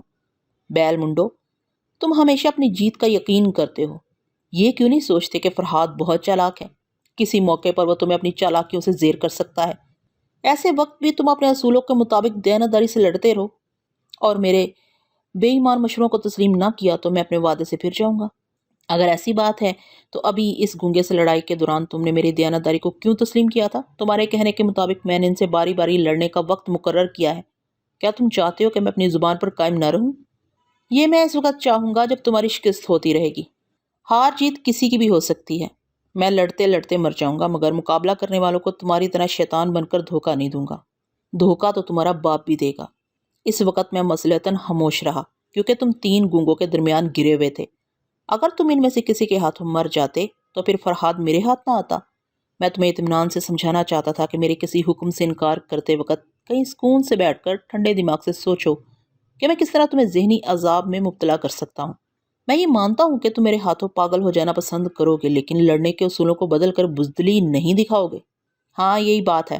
میں اصولوں کے مطابق لڑتے لڑتے مر جاؤں گا یا ان تینوں کو مار ڈالوں گا یا پھر تمہارے جیسے شیطان کے ہاتھوں پاگل بن جاؤں گا۔ اس طرح میری دلیری اور مردانگی پر حرف نہیں آئے گا۔ ماسٹر یوشے کا کہکا سنائی دیا۔ بے وقوف، تم اپنی مردانگی دکھانے کے لیے مرنا پسند کرو گے؟ تمہیں اپنے کسی نقصان کی پرواہ نہیں ہے مگر تم اپنی پیاری پیاری سی بھتیجی روما کو بھول جاتے ہو۔ نہیں بیٹے، میں تمہیں پاگل نہیں بناؤں گا، تمہیں مرنے کا موقع بھی نہیں دوں گا، صرف تمہارے سامنے تمہاری بھتیجی کو ذہنی اذیتوں میں مبتلا کرتا رہوں گا۔ بیل منڈو ایک دم جھلا گیا اور غصے سے پیچو تاپ کھاتے ہوئے اسے گندی گندی گالیاں دینے لگا۔ اس کی ہر گالی پر ماسٹر یوشے کہہ کے لگا رہا تھا۔ پھر اس شیطان نے کہکوں کے وقفے میں کہا، الو کے پٹھے، میرے سامنے ایمانداری دکھا رہے ہو؟ وہ شیطان فرہاد ہاتھوں میں آ کر نکلتا جا رہا ہے اور تم ایسے گدھے ہو کہ اپنے اصولوں پر چلنے کے لیے اسے پھر نکل جانے کا موقع دینا چاہتے ہو۔ میں تمہاری طرح احمق نہیں ہوں۔ جہاں مجھے جسمانی قوت کو آزمانا ہوتا ہے وہاں میں تم جیسے کتوں کو آگے بڑھاتا ہوں۔ جہاں ذہانت یا مکاری کا موقع آتا ہے وہاں میں جھوٹ اور فریب سے کام لیتا ہوں۔ ابھی مجھے تمہاری جسمانی قوت کی ضرورت نہیں ہے۔ تم مارشل آرٹ کے غرور میں اس حقیقت کو نظر انداز کر رہے ہو کہ تمہارے مقابلے پر دو گونگے بلیک بیلٹر ہیں اور تیسرا سب سے بڑا مکار فرہاد ہے۔ ایسی صورت میں بہتر سمجھتا ہوں کہ فرہاد کو کس طرح قابو میں لانا ہے، لہٰذا میں جو کہتا ہوں اس پر عمل کرو یا پھر ہوٹل پہنچ کر روما کے پاگل ہونے کا تماشا دیکھو۔ بیل منڈو پہاڑی راستے پر لڑکھڑا کر بیٹھ گیا۔ وہ شیتل کے ہاتھوں اس حد تک زخمی ہو چکا تھا کہ کوئی دوسرا ہوتا تو اپنے پاؤں پر کھڑا نہ رہ سکتا۔ اس وقت بھی وہ زخموں سے چور ہو کر نہیں بیٹھا تھا بلکہ ماسٹر یوشے دماغی طور پر اسے گہرے زخم پہنچا رہا تھا۔ آدمی بدن کی چوٹ تو سہ لیتا ہے، دماغ میں ہونے والی ہلکی سی چبھن کو برداشت نہیں کر سکتا۔ ساری قوت ارادی خاک میں مل کر رہ جاتی ہے۔ وہ فولادی انسان تھا لیکن اس کے سینے میں ایک ایسا دل تھا جو اپنی بیٹی جیسی بھتیجی کے لیے محبت سے دھڑکتا رہتا تھا۔ وہ اپنی بوٹیاں نوچ کر پھینک سکتا تھا لیکن روما پر کسی شیطان کا سایہ بھی پڑتے نہیں دیکھ سکتا تھا۔ محبت کے ان جذبات سے مجبور ہو کر وہ سوچنے لگا، میں کیا کروں؟ کیسے اس شیطان سے اپنا پیچھا چھڑاؤں؟ میں کبھی ایسا بے بس نہیں ہوا تھا مگر اپنی روما کے لیے سوچنا پڑتا ہے کہ ہر انسان کو زندگی کے کسی نہ کسی موڑ پر محبت کے کسی رشتے سے کمزور ہو جانا پڑتا ہے اور یہ کمزوری سوچنے کا انداز بدل دیتی ہے۔ اب میں سنجیدگی سے سوچ رہا ہوں کہ وہ نادیدہ شیطان میری سرکشی کے باعث کیسے کیسے مظالم ڈھائے گا اور میں اس کے تڑپنے کا تماشا اپنی آنکھوں سے نہیں دیکھ سکتا۔ کیا میں ایمانداری سے لڑنے والے دشمنوں سے بے ایمانی کروں؟ میں خود کو ناقابل شکست سمجھتا رہا۔ کیا اب میں بزدلی کا مظاہرہ کروں؟ میں کیا کروں؟ مجھے تو یہ سب کرنا ہی ہوگا۔ ماسٹر یوشے کی سوچ سنائی دی۔ ہاں، تمہیں وہی کرنا ہوگا جو میں کہوں گا۔ اچھی طرح سوچ کر دیکھ لو، تمہارے لیے فرار کا کوئی راستہ نہیں ہے۔ اس نے غصے سے پوچھا، شیطان کے بچے، بولو تم کیا چاہتے ہو؟ میں خود کو اور اپنی روما کو تمہارے شیطانی پنجے سے آزاد کرانے کے لیے تمہاری بات مان لوں گا۔ بتاؤ مجھے کیا کرنا چاہیے؟ ماسٹر یوشے کی سوچ نے کہا، پرسوں رات ایک گونگے سے تمہارا مقابلہ ہونے والا ہے۔ اس وقت تک تم ان کے دشمن ہو مگر اس وقت تک روما کو فرہاد کی دوست بن جانا چاہیے۔ بیل منڈو نے جھنجھلا کر کہا، کیا بکتے ہو؟ میری روما اس مکار کی دوست کیسے بنے گی؟ بڑی آسانی سے۔ تم ابھی ان تینوں گونگوں سے زیادہ دور نہیں ہو۔ اب جبکہ تم میرے حکم پر عمل کر رہے ہو تو تمہیں ان گونگوں سے دوستانہ ماحول میں ملاقات کرنی چاہیے۔ تو پہلوان صرف اکھاڑے میں ایک دوسرے کے دشمن ہوتے ہیں، اکھاڑے کے باہر دوستوں کے انداز میں ملاقات کرتے ہیں۔ تم واپس ان کی طرف جاؤ اور جس گونگے پر فرہاد کا شبہ ہے اس سے دوبارہ دوستانہ انداز میں ملو اور معلوم کرو کہ وہ ان دنوں کہاں رہتا ہے۔ اس کے رہائش گاہ کا علم ہو جانے کے بعد روما اس طرف بڑھے گی اور اپنے حسن و شباب کا جال بچھائے گی۔ یہ نہیں ہو سکتا، ایسا کبھی نہیں ہو سکتا۔ وہ پاگلوں کی طرح چیخنے لگا۔ ماسٹر یوشے نے کہکا لگاتے ہوئے کہا، ابھی تو میں نے پاگل نہیں بنایا ہے اور تم پاگلوں کی طرح چیختے جا رہے ہو۔ بیل منڈو نے اسے گندی گندی گالیاں دیتے ہوئے کہا، شیطان کے بچے، تو نے کہا تھا تیری بھی ایک بیٹی ہے، کیا تو ایسے مقاصد کے لیے اپنی بیٹی کو استعمال کر سکتا ہے؟ ہاں، میں شیطان جو ٹھہرا۔ اپنے مقاصد کے لیے سب کچھ کر سکتا ہوں، پھر یہ کہ جوانی کے کھیل میں مرد کا کچھ نہیں بگڑتا، تو پھر عورت کا کیا بگڑ جاتا ہے؟ تمہاری روما فرحات سے ملنے کے بعد روما ہی رہے گی۔ ایک شگفتہ پھول کو ایک آدھ بار سونگھنے سے اس کی خوشبو میں کمی نہیں آ جاتی، وہ جیسی ہے ایسی رہے گی۔ اور تم چچا بھتیجی کا سب سے بڑا فائدہ یہ ہوگا کہ تم دونوں کو مجھ سے جلدی نجات مل جائے گی۔ بیل منڈو نے بڑی بے بسی سے شکست خوردہ انداز میں کہا، اے نادیدہ شیطان، آج میں تجھ سے ہار گیا، میں تیرے آگے سر جھکاتا ہوں، تجھ سے التجا کرتا ہوں، میری روما کو الاکار نہ بنا۔ میں نہیں چاہتا کہ میری حسین بھتیجے پر کسی ایشیائی باشندے کا سایہ بھی پڑے، جنہیں میں حقیر سمجھتا ہوں۔ میں ان کے آگے اپنی روما کو چارہ بنا کر نہیں بھیج سکتا۔